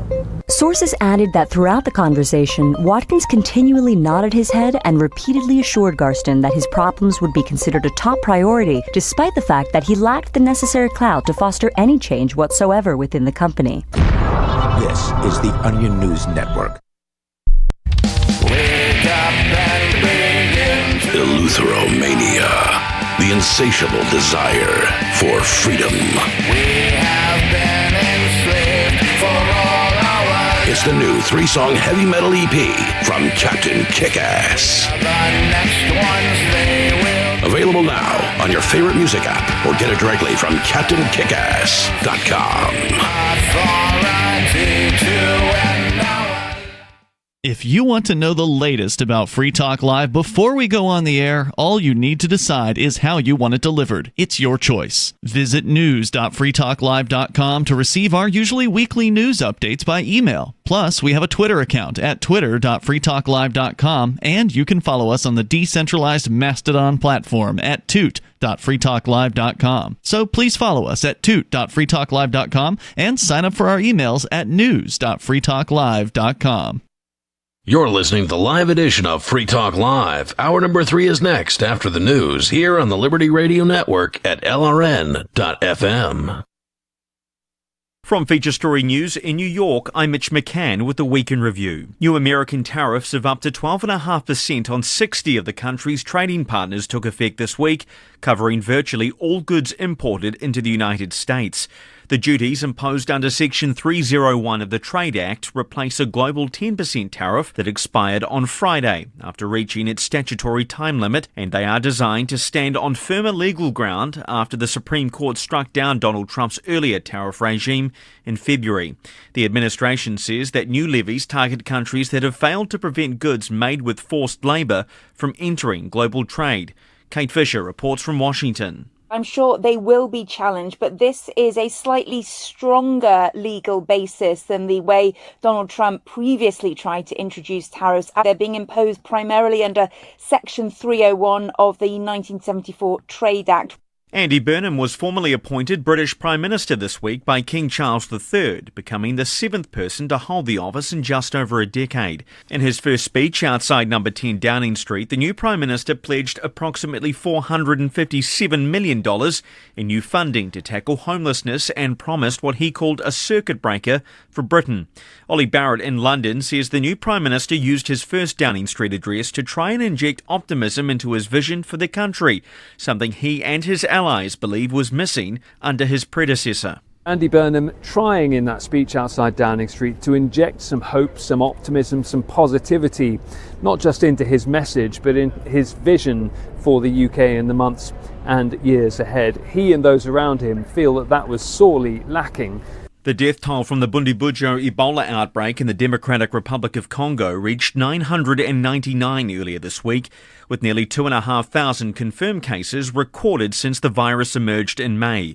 The World Health Organization and the Africa Centers for Disease Control and Prevention are supporting the DRC government's response, but the outbreak is spreading rapidly across 5 provinces in the east of the country. The DRC's previous deadliest Ebola outbreak, which began in 2018, killed around 2,300 people over 2 years, but the current outbreak has reached comparable levels in just 2 months. Chris Ochamaringa reports from Kinshasa. Now, the DRC had its worst Ebola outbreak in 2018. That outbreak went on for 2 years, and there were about 2,300 people who died. But this latest outbreak, which is caused by a rare strain known as Bundibugyo, has only gone on for 2 months, and we are told that there are now 1,000 people who have died. So that has caused a lot of concern in the DRC and the neighboring countries. Protesters gathered across India on Friday as the youth-led Cockroach Junta Party has called for demonstrations in every district demanding the resignation of the Education Minister over the NEET exam paper leak scandal. The Indian government has deployed 20 companies of Central Reserve Police to the capital, and Delhi Metro has shut at least 16 stations as crowds swell near the main protest site at Junta Manta. The movement has rejected the government's offer of talks, saying its core demand for the minister's removal has not been addressed. Ishan Garg reports from New Delhi. The numbers at Jantar Mantar, which is just a few meters away from where I am, they are starting to swell up again, and this comes as the Cockroach Janata Party, which is the youth-led movement, they have called for a nationwide protest against the question of paper leaks, but also mainly demanding the resignation of India's education minister. They have released pamphlets to their supporters online saying that in every district of India they should be organizing some kind of demonstration, and they've also published a list of so-called do's and don'ts, what to do during a protest, emphasizing that the protests need to remain peaceful. And finally, the European Union has reached agreement on a 21st Russian sanctions package. It's a watered-down measure amid concerns from Greece over the economic impact of a full ban on the transport of Russian liquefied natural gas. William Denslow reports from Brussels. The EU's Foreign Affairs Chief Kaja Kallas has described the sanctions package as the largest in the 4 years since Russia's full-scale invasion of Ukraine. 218 listings in total, including banks, crypto operators, shadow fleet vessels and military industrial entities. This 21st sanctions package was floated in early June, but's been held up amid concerns from Athens over a ban on the transport of Russian LNG. A compromise has been reached. An oil price cap set by the G7 is set to be in place for another year, but exemptions are in effect for companies seeking to transport Russian energy to third nations. Formal approval is still needed from the EU's 27 member states. From Feature Story News in New York, I'm Mitch McCann, and that was the Week in Review. And if you thought things couldn't get more infantile and aesthetically insulting than Fergie, Kesha, or Katy Perry, then you obviously haven't met 22-year-old Karonica, the latest and most horrid, talent-bereft pop monstrosity the music industry has ever sadistically forced down the American public's collective throat. She's here with us in the studio right now.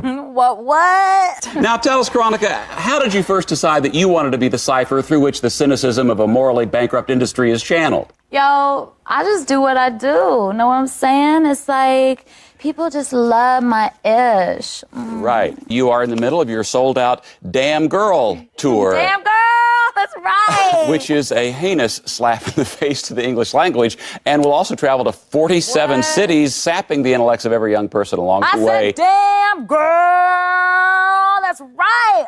There's no light in your eyes, Karonica. I got nothing to say to the haters. I hate you. This is the Onion News Network. Don't miss a moment of Free Talk Live. Get our archives daily via our podcast at feeds.freetalklive.com.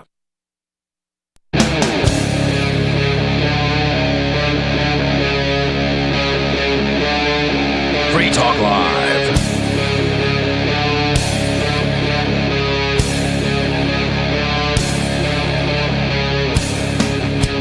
It's Free Talk Live, talk radio you control. Give us a call at 603-283-6160 and let us know what's on your mind tonight. Free Talk Live is brought to you by LibertyMinded.com. Official Free Talk Live gear like t-shirts and hoodies are available at LibertyMinded.com. Plus, you'll find a unique collection of cool and funny liberty-oriented clothing at LibertyMinded.com. That's LibertyMinded.com. In the studio tonight, it's Stu, Riley O'Bill, and Angelo. So, what do you want to talk about? I don't know. What do you guys want to talk about? There's Lindsey Graham died. Oh yeah, have you guys? Do you guys talk about this yet, Riley? I didn't talk about it, so we could definitely talk about it. Yeah, Lindsey Graham dies after visiting a Ukrainian drone facility, like a day after. Mm-hmm. I know, it's pretty wild. You think Russia did something to him? It wouldn't surprise me. Or is that just like or Ukraine did something to him? I don't know. No, Lindsey loved it. I mean, what U.S. senator's gonna? He loved it, bro. Missiles, bombs. Oh yeah. Whatever was sent to go kill people on his behalf, dude. He's sitting there autographing hellfire missiles that are gonna, getting launched into orphanages, dude. That guy lived and breathed dead bodies that he didn't actually have to kill himself. He deserves to die. Yeah. He deserves to be absolutely dead. Oh well, his heart blew up, so yeah, he's dead. Couldn't have happened to a better person. Yeah. The closeted. I don't even want to. That's speculation. Yep. Don't quote me, but Lindsey Graham was definitely gay. I have a speculation. Log cabin Republican. A speculation article here. The Ukrainians threw too many twinks at him and it blew his heart up and they had to fly him back and lie about it, or what? This is I found this story at Activist Post. It's from an apparently anonymous author. It comes from State of the Nation, submitted by a veteran intelligence and analyst and former U.S. military officer. Reputable news source. Activist Post is pretty good. But anonymous ex-Fed. Yeah. Did the Zionist state of Israel just assassinate Graham? No, whoa, this is an angle I did not see coming. Okay. As a casus belli to start full-scale World War III against Russia. So wait, you're saying the Israelis are trying to frame Russia for killing Lindsey Graham? They got to create a false flag to get Americans. No way. That's so speculative deep. Article. I got to meet this guy. That's like, yeah, I've heard a lot of like anti-Semitic conspiracies being thrown around lately, especially in regards to, Charlie Kirk and, this NDAA or whatever, the merging of the militaries. And, but this is like almost too much for me, man. That's really out there. I didn't even think about that. Yeah, I considered not reading this, but I think I'm going to. No, do it. Of course, we know that whoever Alex Jones targets as the culprit is not the real perpetrator. However, such a quick accusation seeds the entire alternative media with the transparent falsehood, which is then viralized across cyberspace before the truth comes out. Let's face it, the only rogue nation and terrorist state on Earth that would have ever whacked Graham is Israel, and Mossad has the necessary close proximity to him to commit the murder as no other intelligence agency or secret service on the planet, and that includes the bungling CIA. Well, they do have the heart attack guns, a real thing. This says, key point, in the twisted universe of militant Zionism, everyone, friend and foe alike, is considered totally expendable in the interest of advancing the cataclysmic Greater Israel Project. Hence, Lindsey Graham was nothing but a dispensable pawn on the global geopolitical chessboard to be taken out whenever it served the purposes of the Khazarian Mafia in Tel Aviv. Jeez. Bro. Okay, go on. Is this how the Trump shock and awe ends? Perhaps the Netanyahu junta really thought they could get away with this assassination because they would have a high level of plausibility deniability, especially in the light of headlines like this one. I think that was miswritten. The top neocon Zionist warmonger and Israel firster in the U.S. Senate is dead. Then there's this AlexJonesLive.com headline on the very same day that shifts the spotlight onto Iran, which also serves Israel's interest to provide the Trump administration with a huge pretext to obliterate the Islamic Republic of Iran, as Trump himself has repeatedly promised to do. So wait, I don't know. He's referencing an Alex Jones article. What was the front? What did Alex Jones talk about? I mean, I don't. What did he talk about instead of Lindsey Graham dying? Sounds like this sounds like a call out to something that I don't have context. I don't know if he's right or wrong. But just being, I'm inferring from this that Alex Jones must have insinuated that Iran did it or Russia did it. Yeah, that Russia did it. Huh. Interesting. I mean, it could have been like Putin could have called Trump. I'm stealing this from Tim Dillon. Putin could have called Trump and just been like, "Hey, give me one. I need something, man. We gotta hype up the masses over here." And Trump was like, "I'll give you Lindsey. You can have Lindsey. He can go.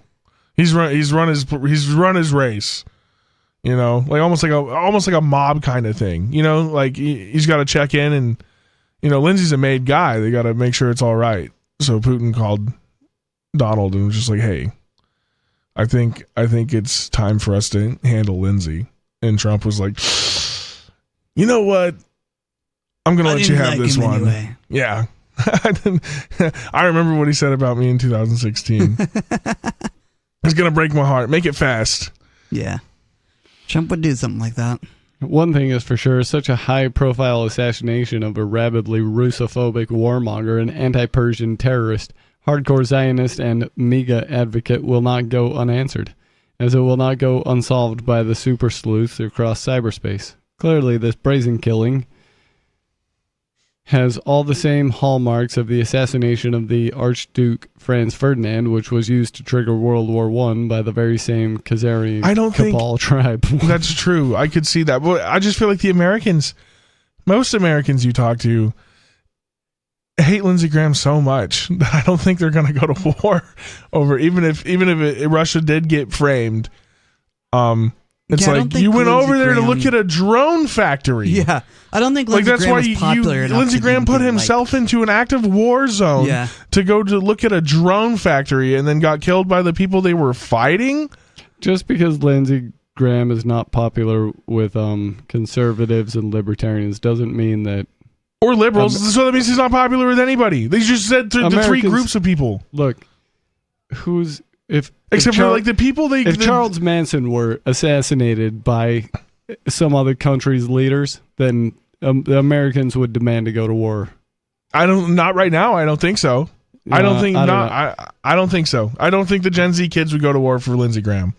Maybe not. They'd have to drive. Well, who's going to do the shooting? Nobody's listening to the Gen Z kids. They'd have to draft them. Yeah. They'd have to force them. Nobody's going to go sign up for funsies. That's why they're doing a mandatory draft. That's true. Well, fighting a war. They don't. Gen Z is not going to go die for Lindsey Graham. Fighting a war with bodies is becoming increasingly difficult in this world. Yeah. Nobody wants to be the body. Everybody wants to do it's the Call of Duty syndrome. Yeah, fly the drone in and blow things up. Yeah, they don't want to actually get shot at. That's scary. Mm-hmm. But, if it looks like video game, they're all about it. Yep. Well, we're going to go to the phones. We have a anonymous caller on the line. Anonymous caller, you're on Free Talk Live. What's on your mind? Hey, I wanted to talk about the Zionists and the MAGA party. Zionist? Yes. Okay. Go ahead. I just believe there's a good culture in bestiality. I just wanted to promote fucking puppies. Yeah, you can't say that kind of stuff on the radio. You've been dumped and nobody's going to hear that, so. I don't know. Try again later, I guess. Tomorrow. That was a lame attempt, man. Yep. Pretty sure you could have devised something better than that. Dude's probably a Zionist. It's just mad. Yeah. How dare you talk about my Greater Israel Project? I know, right? That's only for us to discuss Goy. Okay, maybe that one was a little bit too far, but you get the point. Yeah, I don't know. I don't know if you're allowed to say that stuff anymore, or if that's just coming up soon. But pretty sure that they're gonna curb that kind of speech coming up. Oh yeah, well, anti-Israel speech. It makes sense they would. Yeah. Because I feel like it almost the Shemites, Well, it fuels. It's like the tribe of Shem. It's the same thing with the racism. The more you can fuel it, the more you can point at it. Does that make sense? Uh-huh. So it's like they maybe they'll start curbing it, but I think it's right now it's great fuel for the fire to justify, I guess, some kind of hammer coming down. Does seem that way, doesn't it? It seems like it's being encouraged while they're like, "Don't do this." Yeah, but please do it. Yeah. Yeah. It's gotten weird. Yeah, that is really weird. But I wouldn't put it past them. I mean, these people are playing 200, 300 year long games. I'm not just Jews, but like these bigger, richer families. Period. The Rockefellers, people, all those types. It's not a 20-year game. It's a 300-year long game. And they're trying to use their families as chess pieces. So I mean, they're looking way farther into the future than even you or I. So I don't put it past them to be encouraging this, so they have an excuse to bring the hammer down on you for all kinds of speech. And they'll lump in the anti-Semitism with Antifa and communist rhetoric, and everybody will just eat it up. And the flock cameras will tell you when to go to work and what time to go to the bathroom. Cameras. Then you have to install the government app on your phone. Just to make sure you don't say something against the government, since it seems that we're merging ours with Israel. So I guess at some point they're just going to be one and the same. It'll be interesting to see what happens in 2028 if the left take over. Are they going to continue Israel merging, or are they going to do something different? I don't know. Well, I think it's the a lot of New York Jews are Democrats, and they're kind of really freaking out about watching the Democratic Party support. They supported people like Mamdani, and then he turns around and talks the way he does. So I don't know what it's going to look like in 2028. It almost feels like the Democratic Party's at like a fracture point, but so is the right. It feels like they're also at the same time kind of fracturing. Like the base is, there's like a rearranging of parties and values, and the mix of AI and young people. I think a lot of stuff is just up in the air. And I think even the most seasoned analysts, they have no clue what's about to happen in 2028. I don't think anybody has a clue what's about to happen right now with the midterms. I don't think anyone knows either. We can speculate, but I think someone knows. The people that are paying to win. Yeah. The people that have cheated the best. Cheat hard and prosper, I guess. Oh, you guys want to do a crypto story? Sure. Why not? New Hampshire Council rejects $100 million backed Bitcoin, $100 million Bitcoin backed bond. You got it. That was that tongue twister of a headline. New Hampshire Council rejects $100 million Bitcoin backed bond. There, I said it. Huh. New Hampshire's Executive Council. What is the Executive Council? It's the council that the governor has. Oh, the executives, dude. Duh.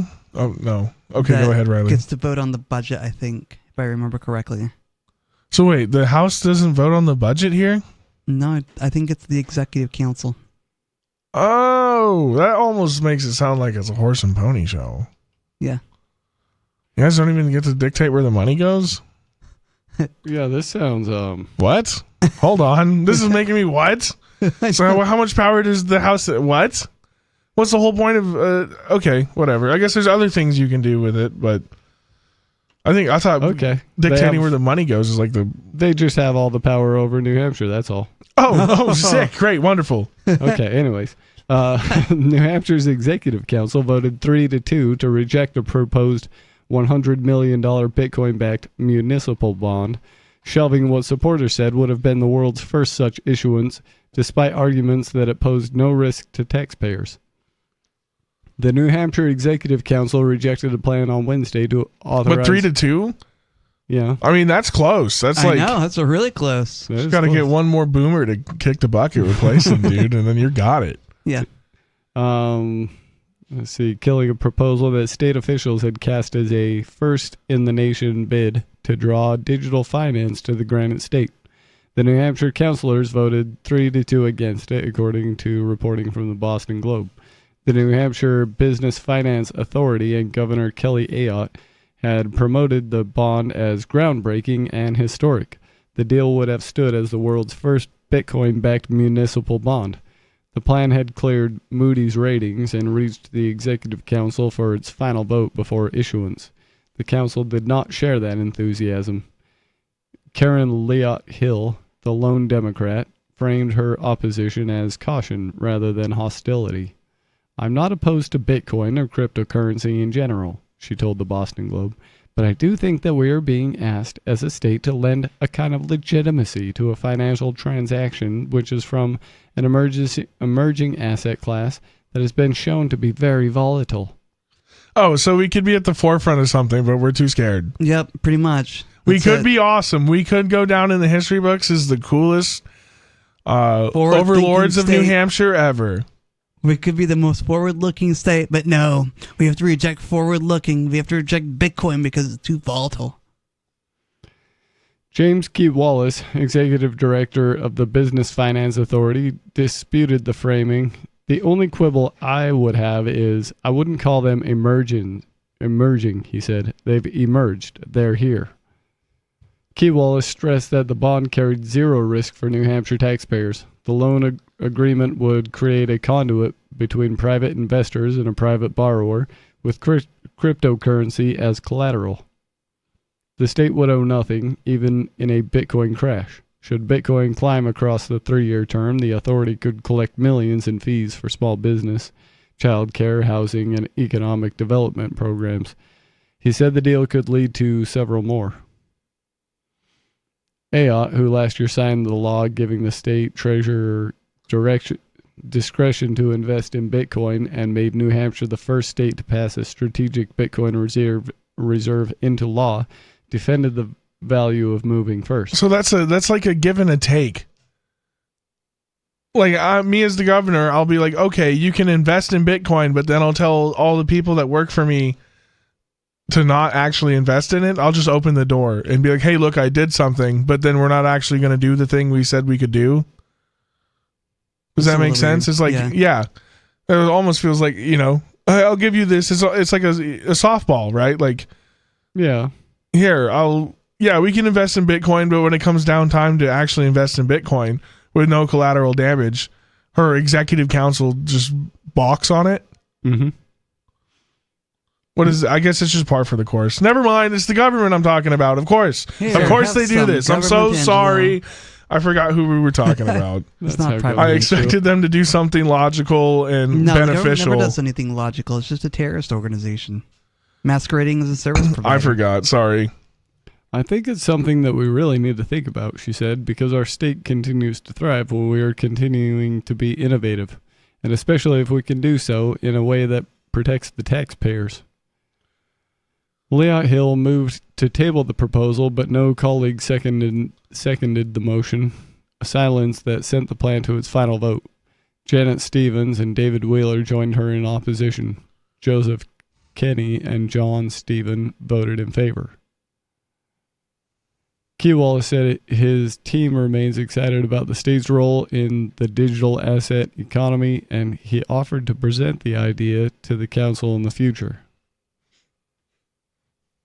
The fact that it even made it this far proves that the Overton window in New Hampshire's been pushed far enough to get here. You know what I mean? Like this wouldn't even be brought up in a place like California or Washington or even Utah. Yeah. Wouldn't even discuss something like this at the state level. It's because the Free Staters have so much power here, at least a lot more power. No, it feels like, actually we have pushed the Overton window in New Hampshire. Oh yeah. And I think it's the fact that the state's even considering this, that's great. That's huge. Mm-hmm. So like this is a loss, but I also, in the grand scheme of things, that's like a huge win. And this is the only first time it's been shot down. And it was by a 1-vote margin. If anything, this is almost like this is bad news and good news. I'm taking this is more positive to me right now than it is negative. Even though it failed, just the fact that it could even happen or like come up to a vote, like that's crazy to me. It is a little crazy, but like you said, it's good news because we're pushing in the right direction. Maybe if we can convince a few more people to move, we'll be good. Yeah. It does seem like the Free State Project has made at least a dent in the political process here. Well, and a dent's a lot farther than anything else the LP's done across the country ever. So, I think it's a huge win, and it goes to show that we just have to keep encouraging folks to move here, and support Liberty reps that are trying to get elected, and just like keep pushing that Overton window. You know what I mean? The community politics is downstream from culture, so if you come here and add to that community and that sense of liberty, everything around you is also going to start moving in that direction more, right? Because the people that live there build the place they're at. Yeah. Let's see. We got a story in the solutions section. This is from Energy News.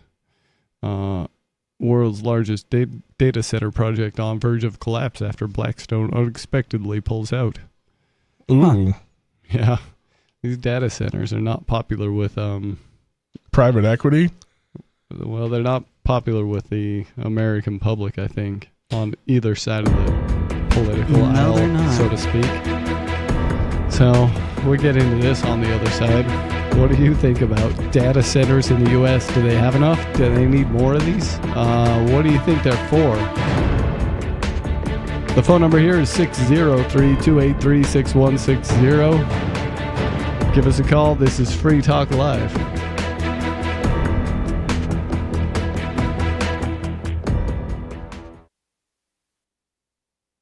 Excuse me, is this where I get a license to start a new business? I wouldn't be hasty. You have to get a license to go out of business, too, you know. Oh, well, look, I've invented this little anti-gravity machine, see? Is that why you're walking 2 inches above the floor? Oh, yes, it's very comfortable. It saves on shoe leather. Yeah, well, you have to fill out these forms and report to the Human Services Department of Manpower Orientation and register with the Fair Employment Practice Commission, the Wage and Hour Division of the Employment Standards Administration, the State Sales and Income Tax Division, the Internal Revenue Service, and the Social Security Administration of the Department of Health, Education, and Welfare, and, of course, OSHA. OSHA? I thought that was a little town in Wisconsin. You'll find out. Say, floating around like that could be dangerous. Have you checked with the Consumer Product Safety Commission? Well, not yet. Come to think of it, you actually are flying, aren't you? Look, you need to go over to the Federal Aviation Administration and the Transportation... It's very hard to get anything done these days if you're in business, but free enterprise built this country. Think what could happen if we don't keep it free. A public service of this station and the Center for the Defense of Free Enterprise, Bellevue, Washington. We just can't have people floating about unregulated, you know. From Feature Story News in New York, I'm Mitch McCann with the Week in Review. New American tariffs of up to 12.5% on 60 of the country's trading partners took effect this week, covering virtually all goods imported into the United States. The duties imposed under Section 301 of the Trade Act replace a global 10% tariff that expired on Friday after reaching its statutory time limit, and they are designed to stand on firmer legal ground after the Supreme Court struck down Donald Trump's earlier tariff regime in February. The administration says that new levies target countries that have failed to prevent goods made with forced labour from entering global trade. Kate Fisher reports from Washington. I'm sure they will be challenged, but this is a slightly stronger legal basis than the way Donald Trump previously tried to introduce tariffs. They're being imposed primarily under Section 301 of the 1974 Trade Act. Andy Burnham was formally appointed British Prime Minister this week by King Charles III, becoming the 7th person to hold the office in just over a decade. In his first speech outside number 10 Downing Street, the new Prime Minister pledged approximately $457 million in new funding to tackle homelessness and promised what he called a circuit breaker for Britain. Ollie Barrett in London says the new Prime Minister used his first Downing Street address to try and inject optimism into his vision for the country, something he and his allies believe was missing under his predecessor. Andy Burnham trying in that speech outside Downing Street to inject some hope, some optimism, some positivity, not just into his message, but in his vision for the UK in the months and years ahead. The death toll from the Bundibugyo Ebola outbreak in the Democratic Republic of Congo reached 999 earlier this week, with nearly 2,500 confirmed cases recorded since the virus emerged in May. The World Health Organization and the Africa Centers for Disease Control and Prevention are supporting the DRC government's response, but the outbreak is spreading rapidly across 5 provinces in the east of the country. The DRC's previous deadliest Ebola outbreak, which began in 2018, killed around 2,300 people over 2 years, but the current outbreak has reached comparable levels in just 2 months. Chris Ochimaringa reports from Kinshasa. Now, the DRC had its worst Ebola outbreak in 2018. That outbreak went on for 2 years, and there were about 2,300 people who died. But this latest outbreak, which is caused by a rare strain known as Bundibugyo, has only gone on for 2 months, and we are told that there are now 1,000 people who have died. So that has caused a lot of concern in the DRC. And finally this week, the European Union has reached agreement on a 21st Russian sanctions package. It's a watered-down measure amid concerns from Greece over the economic impact of a full ban on the transport of Russian liquefied natural gas. From Feature Story News in New York, I'm Mitch McCann, and that was the Week in Review. We're still not sure why you'd want to watch, but our video feed is streaming nightly for free at cam.freetalklive.com.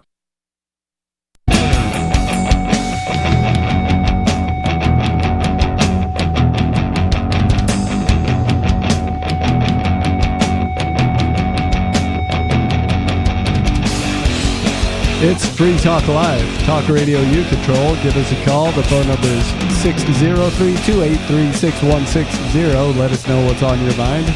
In the studio tonight, it's Stu, Riley O'Bell, and Angelo. We were about to get into this story at Activist Post about data centers. The headline here is World's Largest Data Center Project on Verge of Collapse after Blackstone unexpectedly pulls out.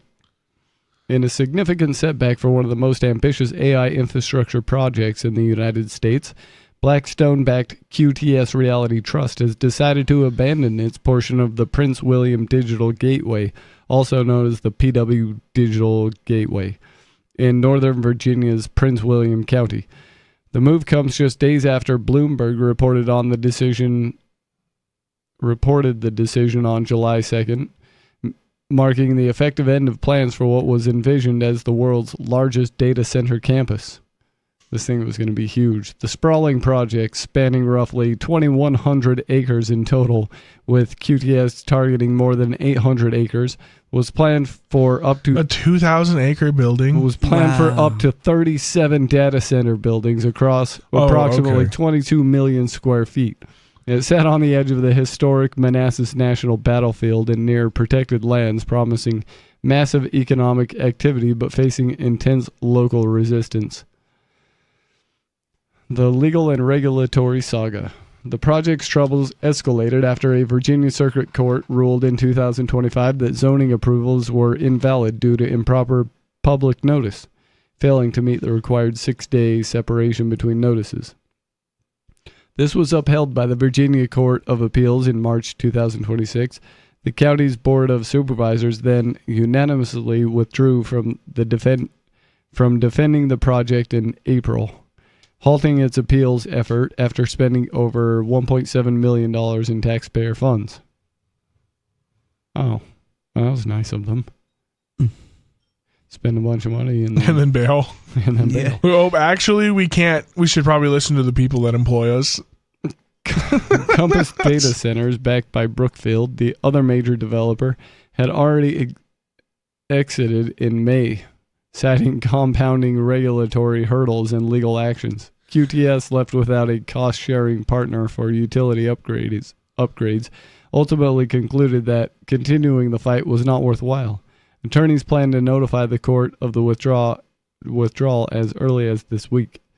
Blackstone acquired QTS in 2021 and has positioned itself as a dominant player in data centers.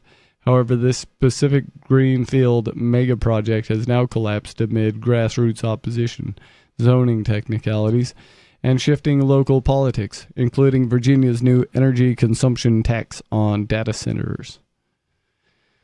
I'm still hung up that they've spent $1.7 million of trying to get people to shut up about it until they couldn't anymore.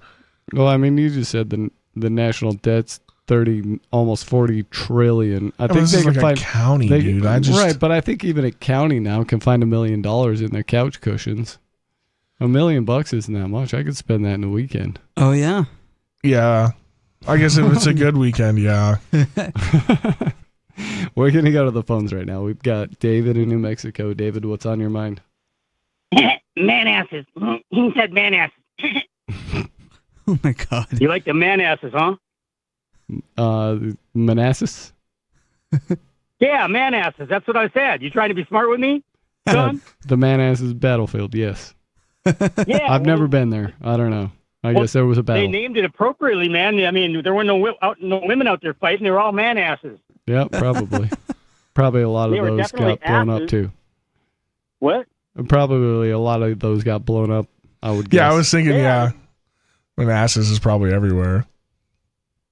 Yeah, asses and D words and balls and ears and elbows and elbows and how does that go? How does that go again?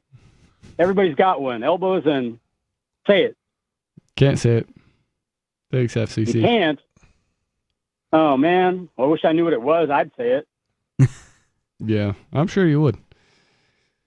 Yeah, I would, and then you'd hang up on me.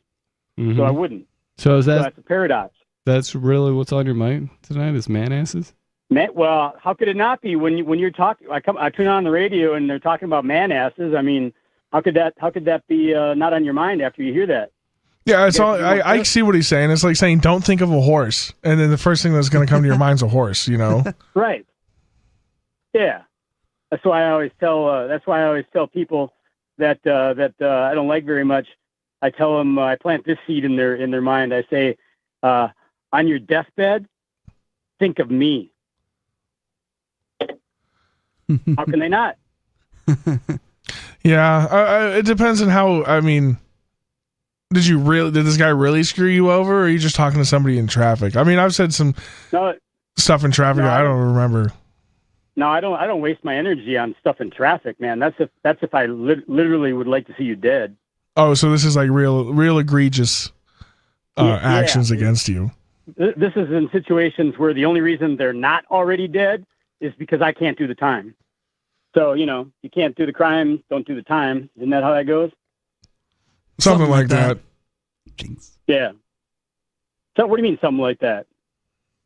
Well, isn't it you can't do the crime if you can't do the time, don't do the crime? Well, wouldn't it work both ways? I mean, if you can't do the crime, don't do the time. That works. If you can't do the time, it works both ways. I mean, I guess if I get the gist of it, yeah, sure. So there's no gist here, man. I'm just telling you straight out. It works both ways. So if you can't do the crime, don't do the time. I mean, why should you? You can't do the crime. Why should you do the time?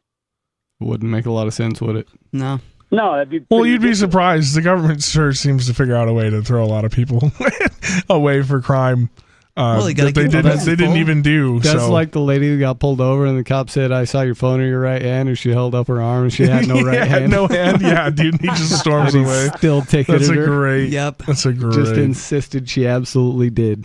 I don't know what you did with that hand, but I saw it there and it was in it. Right. Speaking of cops' vision, you actually just made me think of something that coincidentally I thought of for the first time in a long, long time.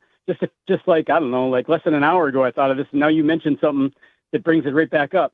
One of the many times that I've encountered police in a not so fun way, after the situation was over, one of the cops of the many that were surrounding me, when it was all done and over and things were cool again, he's like, that phone in your hand, I don't know about that. It looked a lot like a gun. Yeah, that's. I mean, isn't that what happened to Trayvon Martin too? Like his phone, didn't Zimmerman say it looked like a gun? I don't remember that, but I thought it was the Skittles that looked like a gun. Oh man. Oh, it might have been the Skittles. Who knows? I can't remember. Dude, I was like 12 when that happened. I barely remember it. Yeah, it was the Skittles. All them colors. One of the orange ones looked like the orange end of a gun. The guns with the orange end. Yeah, the airsoft gun. Wait a minute. What are you laughing for, Riley? You don't know what I'm talking about. I don't. Somebody explain that. No, wait, I thought of this one the other day too. And this now we're living it. I'm like psychic, if not psycho. How I literally thought of this. I thought of Riley the other day, and it was a similar situation, and I don't remember what it was, but it was like this. So Riley, I guess first we should ask the non-blind people because that would be interesting. But even more interesting, we would ask Riley. Riley, how do people explain colors to you, or anything visual that works for you? So I will say that when I was younger, I had a lot more vision in my left eye than I do now. So I could see colors and I know what they are. So when someone says something is blue or orange, never mind. We need a or real yellow, blind guy. I know what those colors are. Well, damn. Okay, I know, right? So was there anything that you had never seen before you went blind? Can you think of anything? Like a naked woman? That might be it. There you go. Oh, that's like tough, bro. Oh man.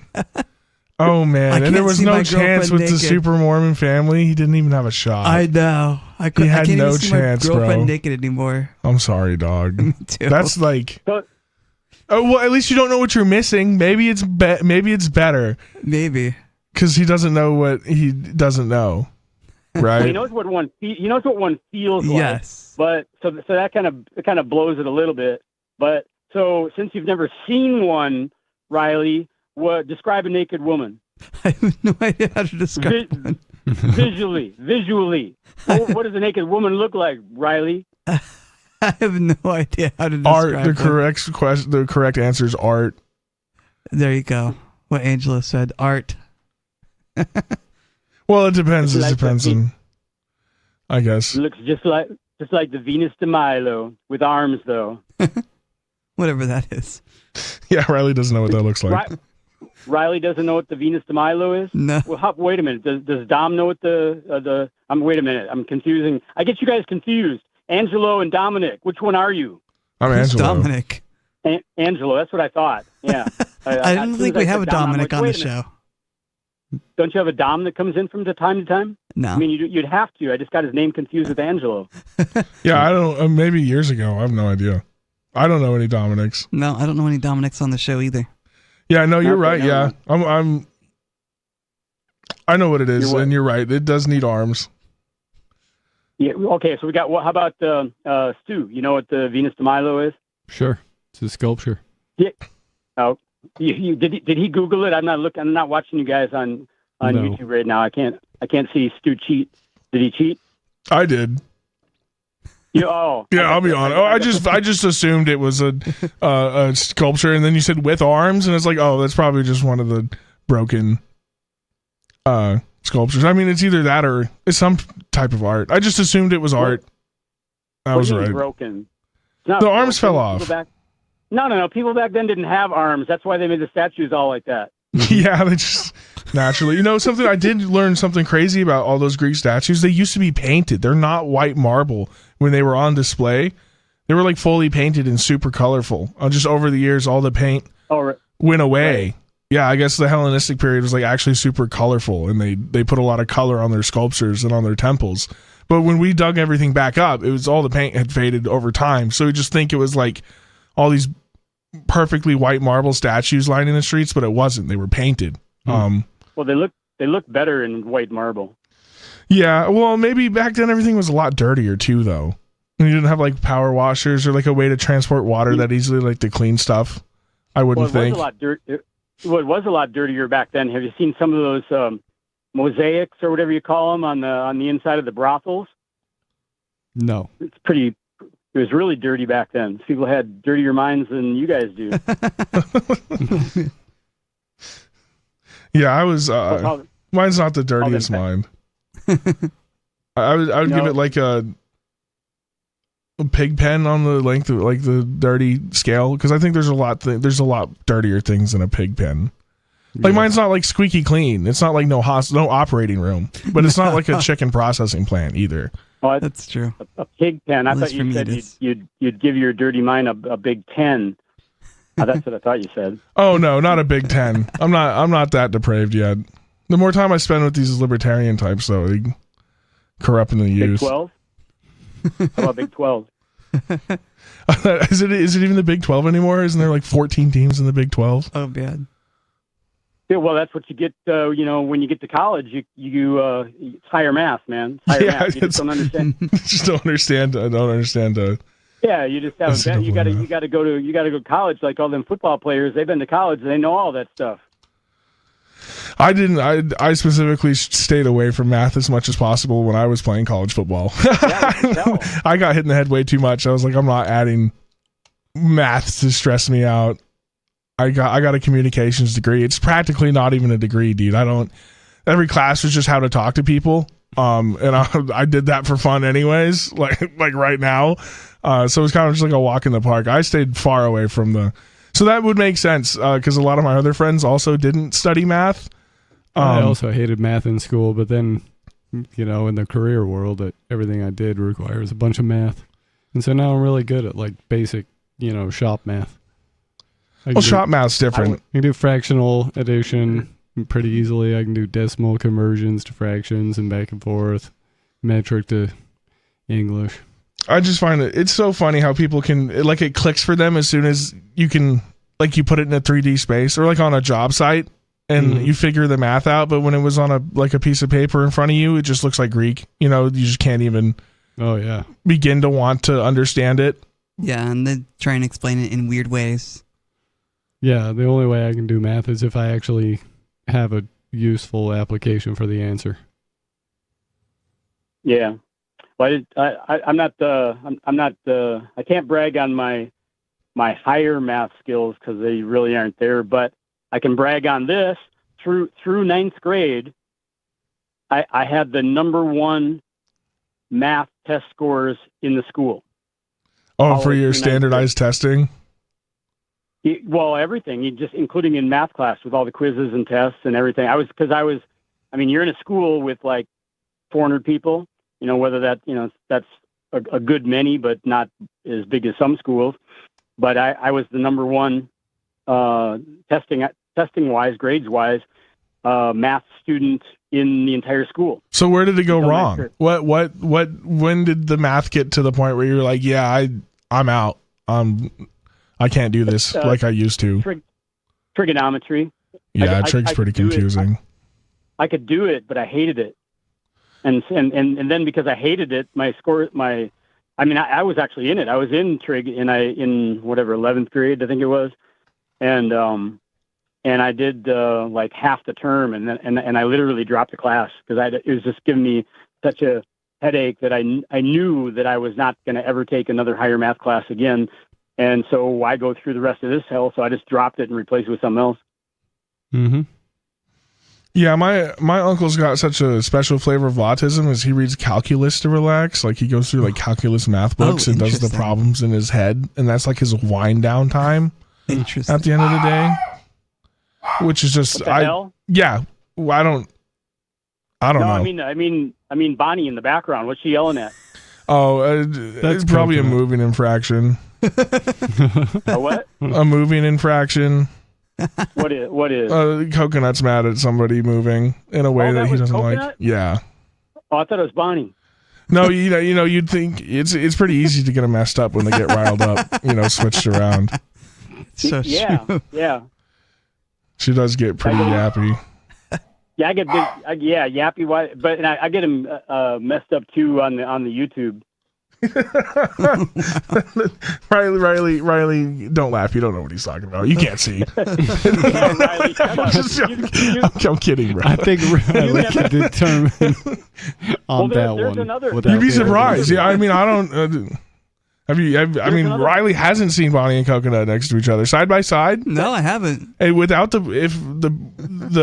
hair on the face, well, is the giveaway. But yeah, Bonnie's got an awful lot of hair on her face. Does she? Yeah, more than Coconut. It's more than Coconut. Coconut's actually one of those. We can't do all this slander. Bonnie's going to get mad at us. No more Coconut slander. They're messing with you, Riley. I figured wait a minute. That was another interesting science question for Riley. So and it's also interesting sociologically because I'm going to speculate that Riley has no idea what Bonnie looks like. It's true. Because you've never felt her face, right? I would never touch her face. But that's the only way. I mean, if a person is truly blind, and if they want to know what somebody looks like, I mean, they might have a general idea based on what they sound like, but unless you feel them, I mean, like feel their facial features. Not trying to get kinky here, Stu. I mean, maybe. Probably, yeah, but I just don't like going around feeling people's faces. It's just really awkward. Right, but I mean, so that's the interesting part. So I was right. You've never felt Bonnie's face, you've never felt Angelo's face either, No. or Dominic for that matter. Who's Dominic? So I don't even know who Dominic. Yeah, whoever that is. You don't even know who he is. So how could you have felt his face? Exactly. I mean, assuming he's a he. I mean, I don't want to mess up his pronouns. But well, what about one of those those things kids used to play with that you can put your hand up against it and it pushes all the pins out, and then you get like the features. Mm-hmm. I wonder if you could just like let Bonnie put her face in one of those, and then you can feel the pins and not have to like touch the face. That'd be interesting. You just walk around and be like, "Hey, please put your face in this so I can see what you look like." Yeah. Oh, okay. So isn't that more weird than just asking someone if you can touch their face? Because I'm blind, like I'm blind, and it would be. I would at least like to know, what you look like. Both would be weird to me because I don't like to get that close and personal to strangers or people. Well, yeah, it is Bonnie. You don't want to get cooties. Oh man, Riley, did you just say that? Bro. Wait a minute. I didn't even get a chance to finish what I was trying to ask Riley. So how do you envision? I didn't say vision. I said envision. See what I did there? How do you envision what Bonnie looks like if you, and we could pick on somebody other than Bonnie, but why pick on somebody else when you can pick on Bonnie? How do you envision her if you have, never felt her? I that we know of. I don't really worry about things like that, honestly. I should confer. Wait a minute. Before I assume something, I should speculate. So you've never felt Bonnie, right? No, not that I'm aware of. I mean, I've touched her arm so she could guide me, but that's about it. Just her arm, though. Yep. Okay. Well, I mean, after Free Talk Live is kind of a patent place. There's all kinds of, stuff going on. So, we don't know. But anyway, so how do you envision Bonnie? I don't actually. I don't worry about it. Well, that you don't worry about it. So how do you deal with that? Because I can't even stand it. Like if you guys are on the radio, and so I'm sure that 15 years ago when I heard whoever was on Free Talk Live back then, I would look, wherever possible to match a face with a voice. I do it all the time. I just did it 5 minutes before I called your radio program. That's kind of weird, David. I've been listening to you call Free Talk Live since 2013. And none of us have never seen you. And well, no, Rich. Yeah, okay, yeah, all right, Riley. I think that one almost slipped by me. That almost got by me. Which one? Well, Riley said he's never seen you, and I almost just let it slide. I almost just didn't even register it. Yeah, I did. I almost didn't. That one either. That was like a diving catch, like over the fence, like trying to snag and steal the home I don't know run. what David looks like, and I'm not real curious. I don't know. To find out either. When I found out what Mark Levin actually looked like, I was devastated. Really? What does he look like? Well, not what he sounds like. He definitely has a voice for radio. Or the face for radio. Oh. Yeah. Interesting. I don't know what that even means. It means he sounds a lot better than he looks. He looks like a little goblin man. See, now there's an argument for doing what I do, because to me, Mark Levin looks exactly what he sounds like. So if all of these years you would have been trying to match faces... I was raised not around a bunch of... I didn't know anybody with those that talked like that. I grew up in Southern Oregon around like a bunch of tweakers and cowboys, and so like I heard him on the radio. I didn't know what people like that sounded. Maybe today I would say he sounded the way he looks, but when I first saw him, I was just like blown away. Same thing with like Rush Limbaugh. I was like, he's so ugly. I just can't believe he's that ugly. Because I just equated being famous with being attractive, because I grew up watching TV or whatever, and they don't really put ugly people on TV like that. But I was just astounded with like, oh, hey, this guy's famous, but he's ugly. I didn't know ugly people could be famous. I didn't know that was allowed. I think that was because I make these revelations as a kid. Like I look at the back of my great grandparents' Mark Levin book, and I go, that's what he looks like. I have to listen to this guy on the way to school every day. Oh man! But God, horrific. It's like Shel Silverstein. You ever look at him in the back of the book? Yeah, horrifying, man. Weird looking dude. Yeah, for sure. Maybe it's gonna be blind. Well, this has been Free Talk Live. There will be another show tomorrow, so you can listen then. And thanks for listening tonight. Like I said, this has been Free Talk Live. Peace.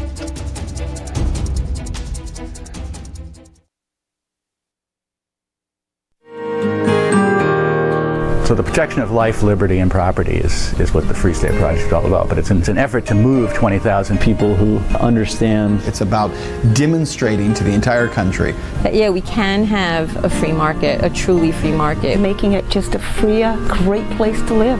It's the world's largest voluntarist libertarian community, and it's only getting bigger. That's amazing, to be able to move to a place where other people passionately believe in being free and independent. What the Free State Project is managing to do, though, is to put their money where their mouth is. Physically getting up across the country and saying, let's go someplace and let's demonstrate the power of these ideas. There's a lot of kind of philosophy that surrounds liberty. There's a lot of thinking about it and talking about it. But here in New Hampshire, people are doing it.